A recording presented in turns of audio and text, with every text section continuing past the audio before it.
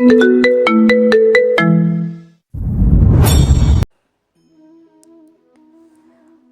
শেষে বাড়ি ফিরতে ফিরতে সন্ধ্যা পেরিয়ে যায় আকাশের। আজকেও ড্রয়িং রুম নিস্তব্ধ শান্ত। অন্য দিনের মতো কোলাহল হই হই নেই আজকেও। সোফার দিকে তাকায়। অসীম সন্ধ্যাকে নিয়ে খেলছে আর মিলা খাইয়ে দিচ্ছে সন্ধ্যাকে। রাহা আর সমুদ্র নেই। মা চাচি রান্না শেষ করে টেবিলে খাবার সাজিয়ে রাখছে। আকাশ সন্ধ্যার জন্য আনা কেকের প্যাকেটটা দিয়ে নিজের রুমের দিকে এগিয়ে যায়। রুমে এসে ড্রেস চেঞ্জ করে ওয়াশরুমে প্রবেশ করে। শাওয়ার নিয়ে ফ্রেশ হয়ে বেরিয়ে আসে। কিছু সময় বেডে বসে থাকে। রুমের চারদিকে নজর বুলায়। তারপর রুম থেকে বেরিয়ে নিচে নেমে আসে। সোফায় বসে ছোট ভাইয়ের পাশে অসীম মনের ভুলেও ভাইয়ের দিকে তাকায় না। ওকে ধমক দিয়েছিল গতকাল, ভোলেনি ও এখনও। কথা বলবে না ভাইয়ার সাথে, শুধু শুধু ধমক দিয়েছিল। খাওয়ার জন্য শুধু ডেকেছিল, তাও মায়ের কথা শুনে। না হলে জীবনেও যেত না তখন ভাইয়ের সামনে। কি জোরেই না ধমকটা দিয়েছিল। বেচারার আত্মারাম খাঁচা ছাড়া হয়ে যাচ্ছিল। একটুর জন্য জানে বেঁচে গেছে। আকাশ দেখলো ছোট ভাই তার দিকে তাকাচ্ছে না। বুঝলো গতকাল ধমক দেওয়ার কারণে অভিমান করেছে। তখন মাথা ঠিক ছিল না তার মধ্যে, এই বান্দা গিয়ে খাবার খাওয়ার জন্য ঘ্যান ঘ্যান শুরু করেছিল। মেজাজের পারদ তখন মহাবিশ্ব ছাড়িয়ে গিয়েছিল। তাই তো মুখ দিয়ে আপনা আপনি ধমক বেরিয়ে গিয়েছিল। সন্ধ্যা বড় চাচ্চুকে দেখেই অসীমের কোল থেকে নেমে আসে। গিয়ে আকাশের গলা জড়িয়ে ধরে। অসীম সোফা থেকে উঠে নিজের রুমের দিকে এগিয়ে যায়। অনন্যা শেখ ছেলের জন্য কফি বানিয়ে নিয়ে আসে। রান্না শেষ, তাই হাত মুখ ধোয়ার জন্য নিজেদের রুমের দিকে এগিয়ে যায় দুই যা। গরমে ঘেমে নিয়ে একাকার অবস্থা। ভ্যাপসা গরমে অতিষ্ঠ জনমানব। রাতের খাবার খেতে সবাই আসলেও রাহা আসে না। সমুদ্রকে রাহার কথা জিজ্ঞেস করলে বলে, ওর দুটো অঙ্ক করা বাদ আছে, সেগুলোই করছে। আসতে বললাম আসলো না, বলল পরে খাবে, পড়া শেষ করে। আমিও পরে খেতে চাইলাম, কিন্তু জোর করে আমাকে পাঠিয়ে দিল। কেউ আর কিছু বলে না। সবাই বুঝতে পারছে রাহা আকাশের ভয়ে আসছে না। পড়ালেখা তো শুধুমাত্র বাহানা। অনন্যা শেখ আর সাইমা শেখ সকলকে খাবার বেড়ে দেয়। তারা দুজন রাহার সাথে খাবে, তাই আর বসে না খাওয়ার জন্য। মিলাও পরে খেতে চায়, কিন্তু অনন্যা শেখ ওকেও জোর করে বসায় খাওয়ার জন্য। মিলা যত দেরি করবে ঘুমাতে, সন্ধ্যাও তত দেরিতে ঘুমাবে। চুপচাপ সবাই খেয়ে যার যার রুমে চলে যায়। সমুদ্র নিজের রুমে চলে আসে সন্ধ্যাকে নিয়ে। রাহা বেডে বই খাতা ছড়িয়ে বসে বসে অঙ্ক কষছে। সমুদ্র এসে রাহার সামনে বসে। কত দূর? এই তো শেষ ভাইয়া, আর 1 মিনিট। অঙ্ক শেষ করে খাতা এগিয়ে দেয় সমুদ্রের সম্মুখে। সমুদ্র খাতা হাতে নিয়ে চোখ দাবিয়ে দেখে। কোথাও ভুল হয়নি, একদম ঠিকঠাক হয়েছে। খুব ভালো হয়েছে, আজকে একটুও ভুল হয়নি। আজকে 20-এর মধ্যে 20 নম্বর পেয়েছো তুমি। রাহা খুশি মনে বই খাতা ব্যাগে ভরে নেয়। তারপর সন্ধ্যার সাথে টুকটাক কথা বলে রুম থেকে বেরিয়ে আসে। ব্যাগ করিডোরে রেখে সোজা নিচে নেমে আসে। ওর জন্য অপেক্ষা করছে অনন্যা শেখ আর সাইমা শেখ। ড্রয়িং রুমে আর কেউ নেই, যে যার রুমে চলে গেছে। মিলা এসেছে আকাশের রুমে। আকাশ বেডে বসে রয়েছে। মিলা ওর সামনে দাঁড়িয়ে আছে। কিছু বলবি নাকি? এমন খাম্বার মতো দাঁড়িয়ে আছিস কেন? বলতেই তো আসলাম। তো বলে ফেলো। এমন দাঁড়িয়ে আছিস কেন? তুই এমন করছিস কেন? কেমন করেছি? বুঝতে পারছিস না? তুই রাহার সাথে কথা বলছিস না কেন? কাল থেকে কেঁদে কেটে একসা অবস্থা মেয়েটার। কাল সারা দিন কেঁদেছে, রাতেও কেঁদেছে, আর সারা দিন একটু পর পর ফুপিয়ে ফুপিয়ে কেঁদেছে। তোর ভয়ে খেতেও আসলো না। একটু কথা বললেই তো মেয়েটা স্বাভাবিক হয়। আকাশ মিলার মুখের দিকে তাকিয়ে শান্ত কণ্ঠে বলে, ওর একটু শাস্তি প্রয়োজন। ওর ভুল ক্ষমা করলে হবে না। ওর সব কাজে আশকারা দেওয়া যাবে না। ও কাজের শাস্তি না পেলে বারবার ঘুরে ফিরে একই ভুল করবে। ও তো না বুঝাই করেছে, আর আজ সকালে তো করেনি। সেজন্য তো শাস্তিটা আরো বেশি প্রয়োজন। ও না বুঝে অনেক বড় বড় ভুল করে। আজ সকালে করেনি ঠিক আছে, কিন্তু পরের বার ও ঠিকই এমন কিছু করতো। একটু কাঁদলে কেউ মরে না। সব কষ্ট রাতে ভুলিয়ে দেব। তুই যা তোর জামাইয়ের কাছে। নীলা অদ্ভুত চোখে তাকায়। তুই এমন ছিলি না। কোনোদিন পরিবর্তন হবে না। কথা ছিল নাকি? মিলা বিড়বিড় করতে করতে বেরিয়ে আসে রুম থেকে। খাওয়া শেষ করে রাহা উপরে উঠে আসে। অনন্যা শেখ বাকি খাবার ফ্রিজে তুলে রাখে। রাহা করিডোর থেকে নিজের ব্যাগ তুলে নেয় হাতে। তারপর ধীরে ধীরে রুমের দিকে এগিয়ে যায়। ভয়ে ভয়ে রুমের ভেতর প্রবেশ করে দেখে আকাশ রুমে নেই।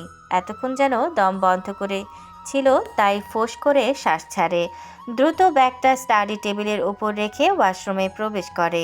আকাশ রুমে আসার আগে শুয়ে পড়বে। ওয়াশরুম থেকে বেরিয়ে ড্রেসিং টেবিলের সামনে দাঁড়ায়। চুলগুলো ব্রাশ করে নিয়ে বেঁধে নেয়। এখন চাদরটা মুড়ি দিয়ে শুয়ে পড়লেই হলো। ব্যাস, আকাশের সামনে আর পড়তে হবে না। বেডের দিকে ঘুরতেই দেখে আকাশ শটান হয়ে দাঁড়িয়ে বুকে 2 হাত গুজে ওর দিকে তাকিয়ে আছে। আকাশের গম্ভীর মুখ দেখে ভয়ে রাহার আত্মারাম খাঁচা ছাড়া। দ্রুত চোখ সরিয়ে নেয় আকাশের দিক থেকে। পাশ কাটিয়ে বেডের দিকে এগিয়ে যেতে নেয় আকাশ টেনে ধরে রাহার হাত। রাহা ভয়ে চোখ বন্ধ করে নিয়ে তড়িঘড়ি করে বলে, জীবনেও আর করব না, কোনো কিছুতেই হাত দেব না আর কোনো দিন। আকাশ রাহার হাত ধরে নিজের সামনে দাঁড় করায়। তাকায় রাহার ভয়ে কুঁকড়ে থাকা চোখ মুখের দিকে। ভীষণ খারাপ লাগে আকাশের, মায়াও হয় ভীষণ। মেয়েটা এখনো ওকে জমের মতো ভয় পাচ্ছে। 2 হাতে শক্ত করে জড়িয়ে ধরে বলে, ভয় পাচ্ছ কেন? কিছু বলবো না। রাহা বলে না কিছু। আকাশ বুক থেকে রাহার মুখ তুলে নিজের মুখের দিকে ধরে। রাহার গালে কপালের ঠোঁটে অসংখ্য চুমু খায়, আবার জড়িয়ে ধরে বুকের মাঝে। কখন থেকে তোমার জন্য অপেক্ষা করেছি। রাহা বুকে মুখ গুজে রেখেই বলে, পড়ছিলাম তো। এখনো ভয় পাচ্ছ কেন? কিছু বলবো না তো, স্বাভাবিক হও। রাহা জোরে জোরে শ্বাস নিতে থাকে। এতক্ষণ ভয় করলেও এখন আর ভয় করছে না, বরং আকাশের আদর ভালোবাসা পেয়ে কান্না উপচে বেরিয়ে আসতে চাইছে। আকাশ আবার রাহার মুখ বুক থেকে তুলে 2 হাতে আগলে ধরে। অনেক ব্যথা পেয়েছিলে গালে? আকাশের আদর মাখা বলিতে রাহা এবার কেঁদেই দেয়। ওপর নিচ মাথা নাড়ায়। আকাশ রাহার যেই গালে চড় মেরেছিল সেই গালে চুমু খায়। বৃদ্ধা আঙুল দিয়ে গালে স্লাইড করে। অপরাধীর ন্যায় বলে, তখন রাগের মাথায় মেরে বসেছিলাম। আমার ছোট বউটা কত ব্যথা পেয়েছে। আর কখনো মারবো না, প্রমিস করেছি। আর জীবনেও মারবো না। রাহা কেঁদে কেঁদে বলে, রাগ উঠলে? রাগ উঠলেও মারবো না আমার ঝামেলা রানীকে। আমি আর কোনো দিন ফুলের টোকাও দেব না। তোমাকে আঘাত করে যে আমিও ভালো নেই ঝামেলা রানী। মাথা ঠান্ডা হওয়ার পরেই বুঝতে পেরেছি কত বড় ভুল করেছি আমি। আমার ঝামেলা রানী তো ঝামেলা করবেই, তাই বলে কি এত রাগ করা যাবে? হুম, জীবনেও না। আমি আর কোনো দিন ঝামেলা করব না। তুমি তো ঝামেলা রানী। ঝামেলা তোমার শিরায় উপশিরায় মিশে আছে। একটু একটু ঝামেলা করলে সমস্যা নেই, আমি মানিয়ে নেব। শুধু কেউ যখন নিষেধ করবে ওটা ধরবে না, নষ্ট করো না। তুমি সেটা করবে না, ধরবেও না, কারো ইম্পর্টেন্ট কিছুতে হাত দেবে না। আমি জানি তো তুমি ইচ্ছে করে কিছু করো না, ভুল করেই হয়ে যায়। সে ভুল যেন না হয় সেজন্য সে সব কিছু এড়িয়ে চলবে, কেমন? হুম। আর আমার কাছ থেকে পালিয়ে পালিয়ে বেড়াচ্ছ কেন? কত সুন্দর করে বউটাকে জড়িয়ে ধরে ঘুমাচ্ছিলাম। সকালে উঠে দেখি আমার বউ নেই। একটু ছেড়ে ওপাশ ফিরেছি আর অমনি উঠে পালিয়ে গেছো। তুমি আমাকে তোমার কাছে নিয়েছিলে? হ্যাঁ। আমি তো ভেবেছিলাম আমি ভুল করে তোমার কাছে চলে গেছি। তাই তো। তাই তো, উঠে পালিয়ে গেছো তাই তো। রাহা আকাশের মুখের দিকে তাকিয়ে থাকে। আকাশ রাহার চোখের পানি মুছে দেয়। আমার ছোট্ট বউটাকে মেরেছি, কষ্ট আমার বুকটা ফেটে যাচ্ছিল কাল থেকে। কাজের চাপে বউটাকে আর আদর করাও হয়নি। কাল রাতে শোয়ার পর কত কষ্ট হচ্ছিল আমার। তারপর বউটাকে জড়িয়ে ধরে ঘুমাচ্ছিলাম, আর সকালে ঘুম থেকে উঠে দেখি আমার বউ নেই। রাহা আবার জোরে শব্দ করে কেঁদে ওঠে। কেঁদে কেঁদেই বলে, কাল থেকে আমার কত কষ্ট হচ্ছিল, কত কেঁদেছি। মারার পর আদর করিনি বলে? রাহা উপর নিচ মাথা নাড়ায়। তুমি তো ভয়ে আমার কাছে আসছিলে না। আদর করনি বলেই তো আরো বেশি ভয় করছিল। আকাশ শক্ত করে জড়িয়ে ধরে। মাথায় পিঠে হাত বুলিয়ে বলে, আর কখনো মারবো না, ভয় দেখাবো না। অনেক রাত হয়ে গেছে, ঘুমাবো চলো। কাল আবার তোমাকে দিয়ে আসতে হবে। তুমি যাবে না আমার সাথে? আমি তো দিয়ে আসবো। আমার সাথে থাকবে তুমি? আমার অফিস কালকের জন্য ছুটি পেয়েছি শুধু। আকাশ রাহাকে ছেড়ে বেডের দিকে এগিয়ে যায়। বেডের বালিশ ঠিকঠাক করে রাহাকে ডাকে শোয়ার জন্য। রাহা বেডে ওঠার সময় আকাশের হাতের দিকে খেয়াল করে, উতলা হয়ে বলে, তোমার হাতে কি হয়েছে? আকাশ তাকায় হাতের দিকে। এই হাত দিয়ে রাহাকে চর মেরেছিল, আর এই চরের কারণেই রাহা ওকে ভয় পাচ্ছিল। ওর সামনে আসছিল না। ওর বাচ্চা বউটা ওকে কত ভয় পাচ্ছিল। রাত হয়ে যাওয়ার পরেও ওর ভয়ে রুমে আসছিল না। সেই রাগে হাত দিয়ে দেয়ালে পাঁচ মেরেছিল, যার কারণে হাতের উল্টো দিকে চামড়া ছেলে রক্ত বেরিয়ে গিয়েছিল। রাহার গালে হাত রেখে বলে, কিছু হয়নি, ঘুমাও। কে বলেছে কিছু হয়নি? এমন হয়েছে কিভাবে? অ্যাক্সিডেন্ট করেছো? আকাশ হাসে। রাহার গালে চুমু খেয়ে রাহাকে কোলে তুলে বেডে শুয়ে দেয়। লাইট অফ করার জন্য এগিয়ে যেতে যেতে বলে, হাতটা ভুল করেছিল, তাই শাস্তি দিয়েছি। রাহা বুঝতে পারে না কিছু। হাত আবার ভুল করে কিভাবে? হাতের আবার জ্ঞান বুদ্ধি আছে নাকি কি জানি, থাকতেও পারে, রাহার জানা নেই। আকাশ লাইট অফ করে ডিম লাইট অন করে বেড়ে এসে শুয়ে পড়ে রাহাকে ঝাপটে ধরে। রাহাও আকাশের বুকে মুখ গুজে দেয়। সকালে বেশ বেলা করে ঘুম থেকে উঠে আকাশ রাহা দুজনেরই খুব ভালো ঘুম হয়েছে। ফ্রেশ হয়ে নিচে নামতে নামতে 9টা পেরিয়ে যায়। রাহার হাসি হাসি মুখ দেখে মিলা, অরণ্যা শেখ আর সাইমা শেখ বুঝতে পারে দুজনের মধ্যে সব মিটমাট হয়ে গেছে। রাহার মুখের ঝলমলে ভাব তাই বলে দিচ্ছে। মিলা সোফা থেকে উঠে যায় খাবার বেড়ে দেওয়ার জন্য। খাবার খেয়ে তৈরি হয়ে নেয় দুজনেই। পরিপাটি হয়ে ব্যাগ প্যাক নিয়ে নিচে নেমে আসে দুজন। সকলের থেকে বিদায় নিয়ে বাড়ির বাইরে বেরিয়ে আসে। আকাশ গ্যারেজ থেকে কার বের করে। রাহা কার দেখে বলে, কার? কেন? তো কিসে করে যাবে? কেন বাইকে? পাগল হয়েছো?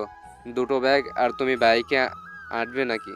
বাইকে অত জায়গা হবে না, কারোই যেতে হবে না। না, আমি বাইকে যাব।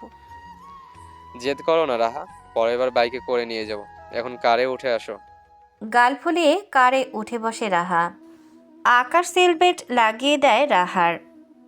কার স্টার্ট করে গেটের বাইরে বেরিয়ে যায়। সামনের দিকে দৃষ্টি রেখেই বলে, দুঃখ পেও না, তোমাকে বাইকে বসিয়ে পুরো ঢাকা শহর ঘোরাবো কবে? তোমার পরীক্ষা শেষ হলেই। রাহা বেশ খুশি হয়। কোথায় কোথায় ঘুরতে যাবে সেসব জায়গার নাম বলতে থাকে। আকাশ ঘাড় ঘুরিয়ে তাকায় রাহার মুখের দিকে, হাত বাড়িয়ে রাহার মাথায় হাত রাখে। আকাশ অফিসের কাজ দ্রুত শেষ করে 12টায় অফিস থেকে ছুটি নিয়ে বেরিয়ে আসে। পার্কিং থেকে নিজের বাইক নিয়ে সোজা চলে আসে বাড়ি। অসময়ে আকাশকে বাড়িতে দেখে বাড়ির 3 নারীর ভ্রু কুঁচকে আসে। চোখ মুখ দেখে তো অসুস্থ মনে হচ্ছে না, দেখে একদম সুস্থ ফিটফাট মনে হচ্ছে। অনন্যা শেখ কুঁচকে যাওয়া ভ্রু ঠিক করে বলেন, আজ এত দ্রুত অফিস ছুটি দিয়ে দিল? না, তাহলে ছুটি নিয়ে এসেছি। শরীর খারাপ লাগছে? না। তাহলে কোথাও যাবি? হুম। কোথায়? আকাশ সিঁড়ির দিকে এগিয়ে যেতে যেতে বলে। রাহার কাছে। কেউ আর কিছু বলে না। ওনারা ভুলেই গিয়েছিল আজকে রাহার শেষ পরীক্ষা চলছে। আকাশ রুমে এসে দ্রুত ড্রেস চেঞ্জ করে আবার তৈরি হয়ে নেয়। তারপর ফোন, বাইকের চাবি আর ওয়ালেট নিয়ে বাড়ি থেকে বেরিয়ে যায়। মনে মনে ভীষণ খুশি আকাশ। রাহা ওকে দেখে সারপ্রাইজ হয়ে যাবে। আকাশ সোজা এসে দাঁড়ায় রাহার স্কুলের সামনে। গেটের থেকে কিছুটা দূরে দাঁড়িয়ে আছে রাহাদের বাড়ির ড্রাইভার। সে আকাশকে দেখেই এগিয়ে আসে। কথা হয় দুজনের মাঝে। এর মধ্যেই স্কুলের ভেতর থেকে বেরিয়ে আসে রাহা। প্রথমে আকাশকে খেয়াল করে না, ড্রাইভারকে দেখে তার দিকে এগিয়ে আসে। কাছাকাছি আসতেই খেয়াল করে ড্রাইভারের সামনে আকাশ দাঁড়িয়ে আছে। মাথায় হেলমেট থাকার কারণে প্রথমে চিনতে পারেনি। আকাশ তো আগামীকাল আসতে চেয়েছিল। আকাশকে দেখেই রাহার মুখে হাসি ফুটে ওঠে। ড্রাইভারের কথায় পেছন ফিরে তাকায় আকাশ। রাহা দুজনের কাছে এসে দাঁড়ায়।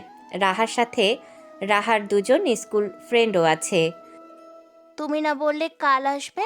সারপ্রাইজ। আকাশ রাহার ফ্রেন্ড দুজনের দিকে তাকায়। আলহামদুলিল্লাহ ভালো। আপনারা দুইজন কেমন আছেন? এটা কি ভাইয়া? আমরা আপনার থেকে বয়সে অনেক ছোট, আপনি তুমি করেই বলবেন। আকাশ একটু হাসে। মেয়ে দুজন আরও কিছু কথা বলে চলে যায়। আকাশ ড্রাইভারকে বাড়ি পাঠিয়ে দেয়। ড্রাইভার চলে যায় রাহার পরীক্ষার ফাইলটা নিয়ে। বাইকে উঠে বসে দুজনেই। শক্ত করে ধরে বসো, আবার পড়ে যেও না। ধরেছি তো। আরে ভালো করে ধরো। বাইক নিয়ে রাস্তায় উঠতেই রাহার চোখে পড়ে ফেরি করে বিক্রি করা আইসক্রিমের ভ্যানের দিকে। থামো থামো থামো। রাহার এমন জোরে জোরে বলা কথা শুনে আকাশ দ্রুত রাস্তার পাশে বাইক দাঁড়া করায়। ঘাড় ঘুরিয়ে পেছনের দিকে তাকিয়ে বলে, কি হয়েছে?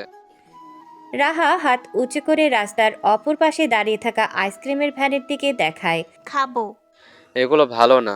ভালো আইসক্রিম কিনে দেবো, ভালো দোকান থেকে। কে বলেছে ভালো না? আমি এখান থেকেই খাবো, তুমি এনে দাও। রাহার জেদ ধরে বলা কথা শুনে আকাশ বাইক থেকে নেমে দাঁড়ায়। রাহার দিকে তাকিয়ে বলে, এখান থেকে এক চুলও নড়বে না, আমি এক্ষুনি নিয়ে আসি। কোন ফ্লেভারেরটা খাবে বলো? ভ্যানিলা। নিয়ে আসি, বসে থাকো, নামবে না কিন্তু বাইক থেকে। রাহা মাথা নাড়ায়, নামাবে না সে। আকাশ রাস্তা পার হয়ে আইসক্রিমের ভ্যানের কাছে যায়। দুটো ভ্যানিলা ফ্লেভারের আইসক্রিম দিতে বলে। বাইকের ওপর বসে থেকে রাহা খেয়াল করে ভ্যানের ওপর কুলফি আইসক্রিমও আছে। ওর চোখ দুটো আরও চকচক করে ওঠে। বাইক থেকে নেমে দাঁড়ায়, এগিয়ে যেতে শুরু করে ভ্যানের দিকে। আকাশ আইসক্রিম হাতে নিয়ে রাহার দিকে তাকিয়ে দেখে রাহা ওর দিকে আসছে। আকাশ হাত উঁচু করে রাহাকে ওখানেই দাঁড়িয়ে থাকতে বলে, কিন্তু রাহা আকাশের বারণ না শুনে কোনো দিকে না তাকিয়ে দৌড় দেয়। মুহূর্তেই দ্রুতগতিতে ছুটে আসা বাইকের সাথে ধাক্কা লেগে যায়। দ্রুতগতিতে ছুটে আসা বাইকের ধাক্কায় রাহা প্রায় উড়ে গিয়ে পড়ে আরেকটা বাইকের নিচে। আগের বাইকে থাকা দুজন ছেলেও আরও অনেকটা দূরে গিয়ে পড়ে বাইকের সাথে। রাস্তায় থ হয়ে দাঁড়িয়ে যায় আকাশ। মুহূর্তে চোখের পলকে কি হয়ে গেল বুঝতেই পারল না। ওর হাত পা অসাড় হয়ে গেছে, চোখ পলকও পড়ছে না, মুখ দিয়ে কথাও বের হচ্ছে না। রাস্তায় ভিড় জমে যায়। সকল মানুষ দৌড়ে এগিয়ে যায় অ্যাক্সিডেন্ট হওয়া বাইক দুটো আর রাহার কাছে। মানুষজনের চিল্লাচিল্লি আর ছোটাছুটিতে আকাশের হুঁশ ফিরে আসে। হাতের আইসক্রিম ফেলে দৌড়ে যায় রাহার কাছে। রক্তে লাল হয়ে গেছে রাহার সাদা হিজাবার ড্রেস। দ্রুত হাঁটু গেড়ে বসে রাহার কাছে। উপর হয়ে পড়ে থাকা রক্তাক্ত রাহাকে টেনে নিজের দিকে ফেরায়। অজ্ঞান হয়ে গেছে। থরথর করে কাঁপতে থাকা হাত দিয়ে রাহার গালে আস্তে আস্তে চাপড় দিয়ে নাম ধরে ডাকতে শুরু করে। অনেকবার ডাকার পরেও রাহা তাকায় না, কথা বলে না। আকাশের দিন দুনিয়া যেন ওলটপালট হয়ে যায়। রাহাকে টেনে বুকে জড়িয়ে ধরে শক্ত করে। কি করবে না করবে কিছুই ওর মাথায় ধরছে না। হতবুদ্ধি হয়ে রাহাকে নিজের সাথে মিশিয়ে নিয়ে বসে রইল। সাধারণ মানুষজন দাঁড়িয়ে দাঁড়িয়ে দেখছে। কয়েকজন বাইকার তিনজনের কাছে গিয়ে তাদের ধরে ধরে দাঁড় করাচ্ছে। যেই বাইকের সাথে রাহার প্রথম ধাক্কা লেগেছিল সেই বাইকের একজন অজ্ঞান হয়ে গেছে। হেলমেট না থাকার দরুন মাথা ফেটে গেছে, রক্তে রাস্তা লাল হয়ে গেছে। দুজন কিছুটা সুস্থ থাকলেও রাহা আর ওই ছেলেটির বেশ গুরুতর অবস্থা। ওখানে থাকা একজন অ্যাম্বুলেন্স ডাকে। হসপিটাল কাছে, খুব বেশি দেরি হবে না আসতে। এর মাঝে আকাশ আরও অনেকবার ডাকে রাহাকে, তবে ছটফটে চঞ্চল দুরন্ত রাহা এখন নিস্তেজ হয়ে আছে। আকাশের শত ডাক ওর কানে পৌঁছাচ্ছে না। পাগল প্রায় আকাশের করুণ ডাক রাহার কান অবধি পৌঁছাচ্ছে না এখন। হসপিটালের করিডোরে চেয়ারে বসে আছে আকাশ। গায়ের শার্ট রাহার রক্তে মাখামাখি। দুই হাতে মুখ ঢেকে রেখেছে, মুখ তুলছে না কারো সাথে, কথাও বলছে না। রাহা ওটিতে রয়েছে। আকাশের পাশেই বসে আছেন অনন্যা শেখ। তিনি ছেলেকে সান্ত্বনা দিচ্ছেন। ছেলে তার হসপিটালে আসার পর থেকে একটা কথাও বলেনি। কেমন পাথরের মূর্তির মতো চুপ করে রয়েছে। শেখ বাড়ির সকলেই উপস্থিত আছে হসপিটালে। উন্মাদের মতো পায়চারি করছে রিশাদ। চোখে মুখে আতঙ্ক, চুলগুলো এলোমেলো উস্কো খুস্কো। ওর পাশে পাশে হাঁটছে নীলা। বারবার শান্ত হয়ে এক জায়গায় বসতে বলছে। প্রাণের আদরের ছোট বোনটার এমন অবস্থায় পাগল হয়ে গেছে সে। একদিকে মা, অন্যদিকে আবার বোনটা। রাহার দাদি এখনও জানে না রাহার অ্যাক্সিডেন্টের কথা। সে মেয়েদের সাথে বাড়িতেই রয়েছেন। দীর্ঘ সময় পর ওটি থেকে বেরিয়ে আসে ডক্টর। ডক্টরকে দেখে সকলে এগিয়ে যায়। আকাশ আর রিশাদ ডক্টরের সামনে দাঁড়ায়। ডক্টর, আমার বোন। এখন বিপদমুক্ত আছে, খুব বেশি ক্ষতি না হলেও খুব কমও হয়নি। ডান সাইডের বেশি আঘাত পেয়েছে। ডান পাশের একটা হাড় ভেঙে গেছে সম্ভবত। মাথার ডান পাশে বাইকের কোনো একটা কিছুর সাথে জোরে আঘাত লেগে মাথার স্ক্যাল্প কিছুটা গর্ত হয়ে গেছে, যার কারণে মাথা থেকে এত ব্লিডিং হচ্ছিল। 40 ঘন্টা আইসিইউতে চিকিৎসাধীন অবস্থায় রাখতে হবে। 5-6 ঘন্টার মধ্যে জ্ঞান ফিরে আসবে। আকাশ বলে, রাহার কিছু হবে না তোমার? সেরকম আর কোনো বিপদ নেই। আল্লাহ তাআলা চাইলে খুব শীঘ্রই সুস্থ হয়ে যাবেন। আল্লাহর কাছে দোয়া করুন। আমরা আমাদের সাধ্য অনুযায়ী চেষ্টা করছি, বাকিটা আল্লাহর হাতে। ডক্টর চলে যায়। কিছুক্ষণ পর রাহাকে ওটি থেকে বের করে আনা হয়। সকলেই ঘিরে ধরে রাহাকে। বোনকে এমন অবস্থায় দেখে টুপটুপ করে পানি গড়িয়ে পড়ে রিশাদের চোখ থেকে। আকাশ দুর্বল নয়নে তাকিয়ে থাকে রাহার দিকে। সকলের চোখ দুটো পানিতে টইটুম্বুর হয়ে উঠেছে। রাহাকে সকলের কাছ থেকে আবার নিয়ে যাওয়া হয় এক্স রে করানোর জন্য। এক ব্যাগ রক্ত দিতে হয়েছে। কারো সাথেই রাহার ব্লাড গ্রুপ ম্যাচ করছিল না। শেষে অসীমের সাথে ম্যাচ করেছে। দুজনের স্বভাব চরিত্রই শুধু এক নয়, দুজনের ব্লাড গ্রুপও এক। পরের দিন রাহাকে কেবিনে শিফট করা হয়। সকলেই যায় দেখা করার জন্য। আকাশ কোনো কথা না বলে চুপচাপ দাঁড়িয়ে আছে একপাশে। ওর চোখ দুটো লাল টকটকে হয়ে গেছে। সিল্কি চুলগুলো এলোমেলো উস্কো খুস্কো, গায়ের শার্টটা কুঁচকে গেছে, মুখের রং ফ্যাকাশে হয়ে আছে। সকলকে দেখলেও রাহার চোখ দুটো আকাশকে খোঁজে। দেখে একপাশে দাঁড়িয়ে আছে, অন্যদিকে তাকিয়ে। রিশাদ বোনের সাথে অনেক কথা বলে, বকাঝকাও করে রাস্তায় দৌড় দেওয়ার জন্য। নিজের তো বেহাল দশা করেছেই, বাড়ির সকলকে পাগল বানিয়েছে। গতকাল থেকে কেউ একটু ভালোভাবে শ্বাস নিতে পারেনি। নিজের সাথে সাথে আরও 3জন ব্যক্তিকে বিপদে ফেলেছে।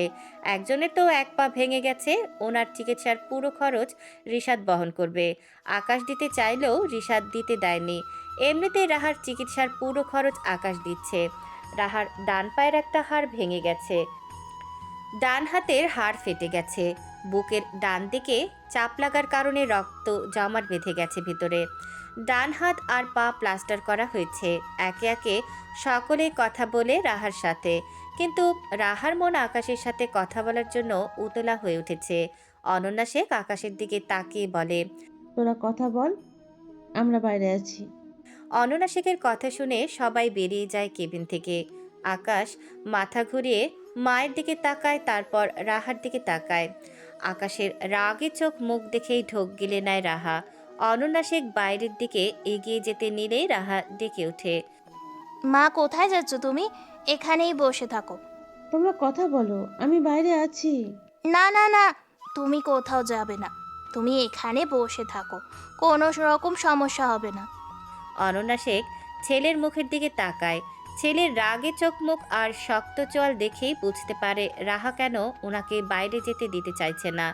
এই ছেলে যে ভয়ঙ্কর রকমের রেগে আছে। গতকাল থেকে কারোর সাথে কথা বলেনি, কিছু খায়ওনি। দুপুরে অনন্যা শেখ জোর করে ধরে অল্প খাবার খাইয়ে দিয়েছিল। রাহার জ্ঞান ফেরার পর রাতে একবার আইসিইউতে দেখা করতে গিয়েছিল, তারপর আর যায়নি। আকাশের চোখ মুখ দেখে মনে হচ্ছে রাহাকে মাথায় তুলে আছাড় মারবে একটা। আকাশ এগিয়ে যায় রাহার কাছে, চুল টেনে বসে পাশে, গম্ভীর থমথমে কণ্ঠে বলে, এখন কেমন লাগছে? রাহা দুদিকে মাথা নাড়িয়ে বলে, ভালো। শুধু ভালো? কেন? অনেক ভালো লাগার কথা না? রাহা বলে না কিছু। আকাশ ধমকে বলে, শান্ত হয়েছে? বাড়ির প্রত্যেকটা মানুষকে পাগল বানিয়েছে। একজনের কি অবস্থা হয়েছে দেখেছো? ভাইয়াকে দেখেছো? তোমার অ্যাক্সিডেন্ট কথা শুনে ভাইয়াকে এমন অবস্থা হয়েছিল। তোমার কোনো ধারণা আছে? তোমার বাবা মা তোমার এই অ্যাক্সিডেন্টের কথা শুনে কেমন অবস্থা হবে তাদের কোনো ধারণা আছে তোমার?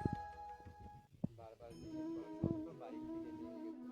নেমেছো তো নেমেছো, অন্ধের মতো কোনো দিকে না তাকিয়ে আবার দৌড় দিয়েছো। নিজের সামনে থেকে আরো কয়েকজনকে রনি দোয়ারে নেওয়ার সুযোগ ছিল। ঝামেলা না করলে তোমার বোধহয় ভালো লাগে না, তাই না?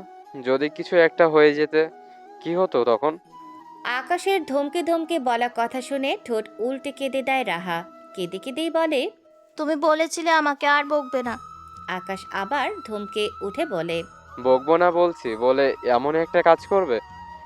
আমি বুঝতে পারিনি তো। কোন জিনিসটা বুঝতে পারো তুমি? রাহা ফ্যাচ ফ্যাচ করে কাঁদতে শুরু করে। কোথায় একটু আদর করবে, ভালোবাসবে, সেখানে অগ্নিরূপ ধারণ করে বকাঝকা করছে। অনন্যা শেখ আকাশকে উদ্দেশ্য করে বলেন, মেয়েটার এমনিতেই এই অবস্থা, তার উপর তুই এভাবে বকছিস কেন? মেয়েটা ভয়ে কেঁদেই দিয়েছে। নিজের কথা শেষ হতেই বাইরে বেরিয়ে যান অনন্যা শেখ। কাঁদছো কেন? বকছো কেন? বকবো না। কাল থেকে আমার কেমন লাগছে তুমি বুঝবে কিভাবে? তোমার ওরকম অবস্থা দেখে আমার শ্বাস আটকে গিয়েছিল। বুকের ভিতর অসহায় যন্ত্রণা হচ্ছিল। আমার কেমন ফিল হচ্ছিল কিভাবে বুঝাবো? কাউকে তোমার কিছু হয়ে গেলে আমার কি হতো? কাকে নিয়ে বাঁচতাম আমি? তোমাকে ছাড়া কিভাবে থাকতাম আমি? রাহা আকাশের মুখের দিকে তাকিয়ে থাকে। আকাশের চোখ দুটো চিকচিক করছে, গলা ভারী হয়ে এসেছে। রাহা নিজের চোখের পানি বাম হাত দিয়ে মুছে নেয়, বাম হাতটা বাড়িয়ে দেয় আকাশের দিকে। আকাশ রাহার হাতটা চেপে ধরে, হাতের উল্টো পিঠে চুমু খায়, বুকের বাঁ পাশে চেপে ধরে বলে, এখানটায় অনেক ব্যথা হচ্ছে কাল থেকে। তোমাকে এতবার করে বলি তারপরও তুমি এমন বেখেয়ালিভাবে কেন চলাফেরা করো? কাল যদি বড় ধরনের কিছু একটা হয়ে যেত, কি হতো তাহলে? বুক থেকে রাহার হাতটা তুলে আবার হাতের উল্টো পিঠে চুমু খায়, নিজের গালে রাহার হাতটা চেপে ধরে চোখ বন্ধ করে নেয়। হসপিটাল থেকে রাহাকে বাড়িতে নিয়ে আসা হয়েছে। আকাশ ওকে কোলে করে সোজা নিজের রুমে নিয়ে এসেছে। পেছন পেছন বাড়ির সবাই আসে। রাহাকে বেডে শুয়ে দিয়ে সোজা হয়ে দাঁড়ায় আকাশ। রাহার দিকে তাকিয়ে শাসিয়ে বলে, সারাদিন উল্টোপাল্টা কাজ, ঝামেলা করা ছাড়া তো আর কোনো কাজকর্ম নেই তোমার। পারলে বেড থেকে নামতে গিয়ে আরেকটা পা ভেঙে নিও। রাহা মুখটা ছোট করে বলে, বকছো কেন? ভালোভাবে বললে তো কথা তোমার মস্তিষ্কে অবধি পৌঁছায় না, কান অবধি গিয়ে আটকে যায়, সেই জন্যই। নামবো না বেড থেকে, জীবনেও নামবো না। মনে থাকে যেন। সারা জীবন মনে থাকবে।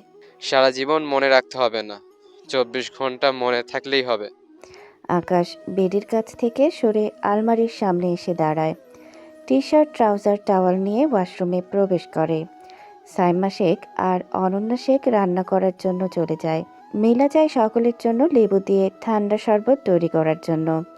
রিশাদ রাহাকে এই বাড়িতে পৌঁছে দিয়েই অফিসে চলে গেছে। বোনের অ্যাক্সিডেন্টের কারণে টেনশনে অফিসের কাজে মন বসাতে পারেনি দুদিন। অফিসেও যায়নি, তাই আজকে যেতেই হলো। নীলা আর রাহার দাদি এসেছে রাহার সাথে। বিকেলে রিশাদ এসে নীলাকে নিয়ে যাবে। দাদি কয়েকদিন থাকবে রাহার কাছে। দুপুরে খাবার খেয়ে নেয় সবাই। অনন্যা শেখ নিজের হাতে রাহাকে খাইয়ে দেয়, মেডিসিন খাইয়ে দিয়ে ঘুমোতে বলে। সবাই বিশ্রাম নিতে রুমে চলে যায়। দুদিন ধরে সকলের ওপরেই বেশ ধকল গেছে। একটা মেয়ের জন্য দুইটা ফ্যামিলির মানুষ পাগল হয়ে গিয়েছিল। এই মুহূর্তে ঘুমে আকাশের দুই চোখ বন্ধ হয়ে আসছে অটোমেটিক। ঝামেলা রানের জন্য 2 রাত ঘুমোতে পারেনি। ডোর ভেরিয়ে দিয়ে জানালা লাগিয়ে দিয়ে এসে বেডে উঠে বসে। রাহা চিত হয়ে শুয়ে ঘাড় ঘুরিয়ে ঘুরিয়ে আকাশকে দেখে চলেছে। আকাশ যেদিকে যায় রাহা ঘাড় ঘুরিয়ে তাকায়। মাথায় আঘাত লেগেছে মনে নাই? ঘাড় ঘুরিয়ে ঘুরিয়ে এদিক সেদিক তাকাচ্ছ কেন? তোমার চোখ মুখ কেমন শুকিয়ে গেছে। আমার চিন্তা না করে নিজের চিন্তা করো। কি হাল করেছো নিজের? আবার বকছো? কোথায় বকলাম? রাহা মুখ ছোট করে অন্যদিকে তাকিয়ে রইল। আকাশ রাহার গা ঘেঁষে শুয়ে মাথাটা উঁচু করে রাহার গালে কপালে চুমু খায়। তারপর সোজা হয়ে শুয়ে বলে, এখন ঘুমাও, আর কোনো কথা না। রাহা আবার আকাশের দিকে ঘুরে তাকায়। একটু জড়িয়ে ধরো। নিজের অবস্থা দেখেছো? জড়িয়ে ধরবো কোথায়? মাথায় ব্যান্ডেজ, হাতে প্লাস্টার, পায়ে প্লাস্টার, বাম হাতের জায়গায় জায়গায় ব্যান্ডেজ। ধরার মতো কোনো জায়গা বাদ আছে?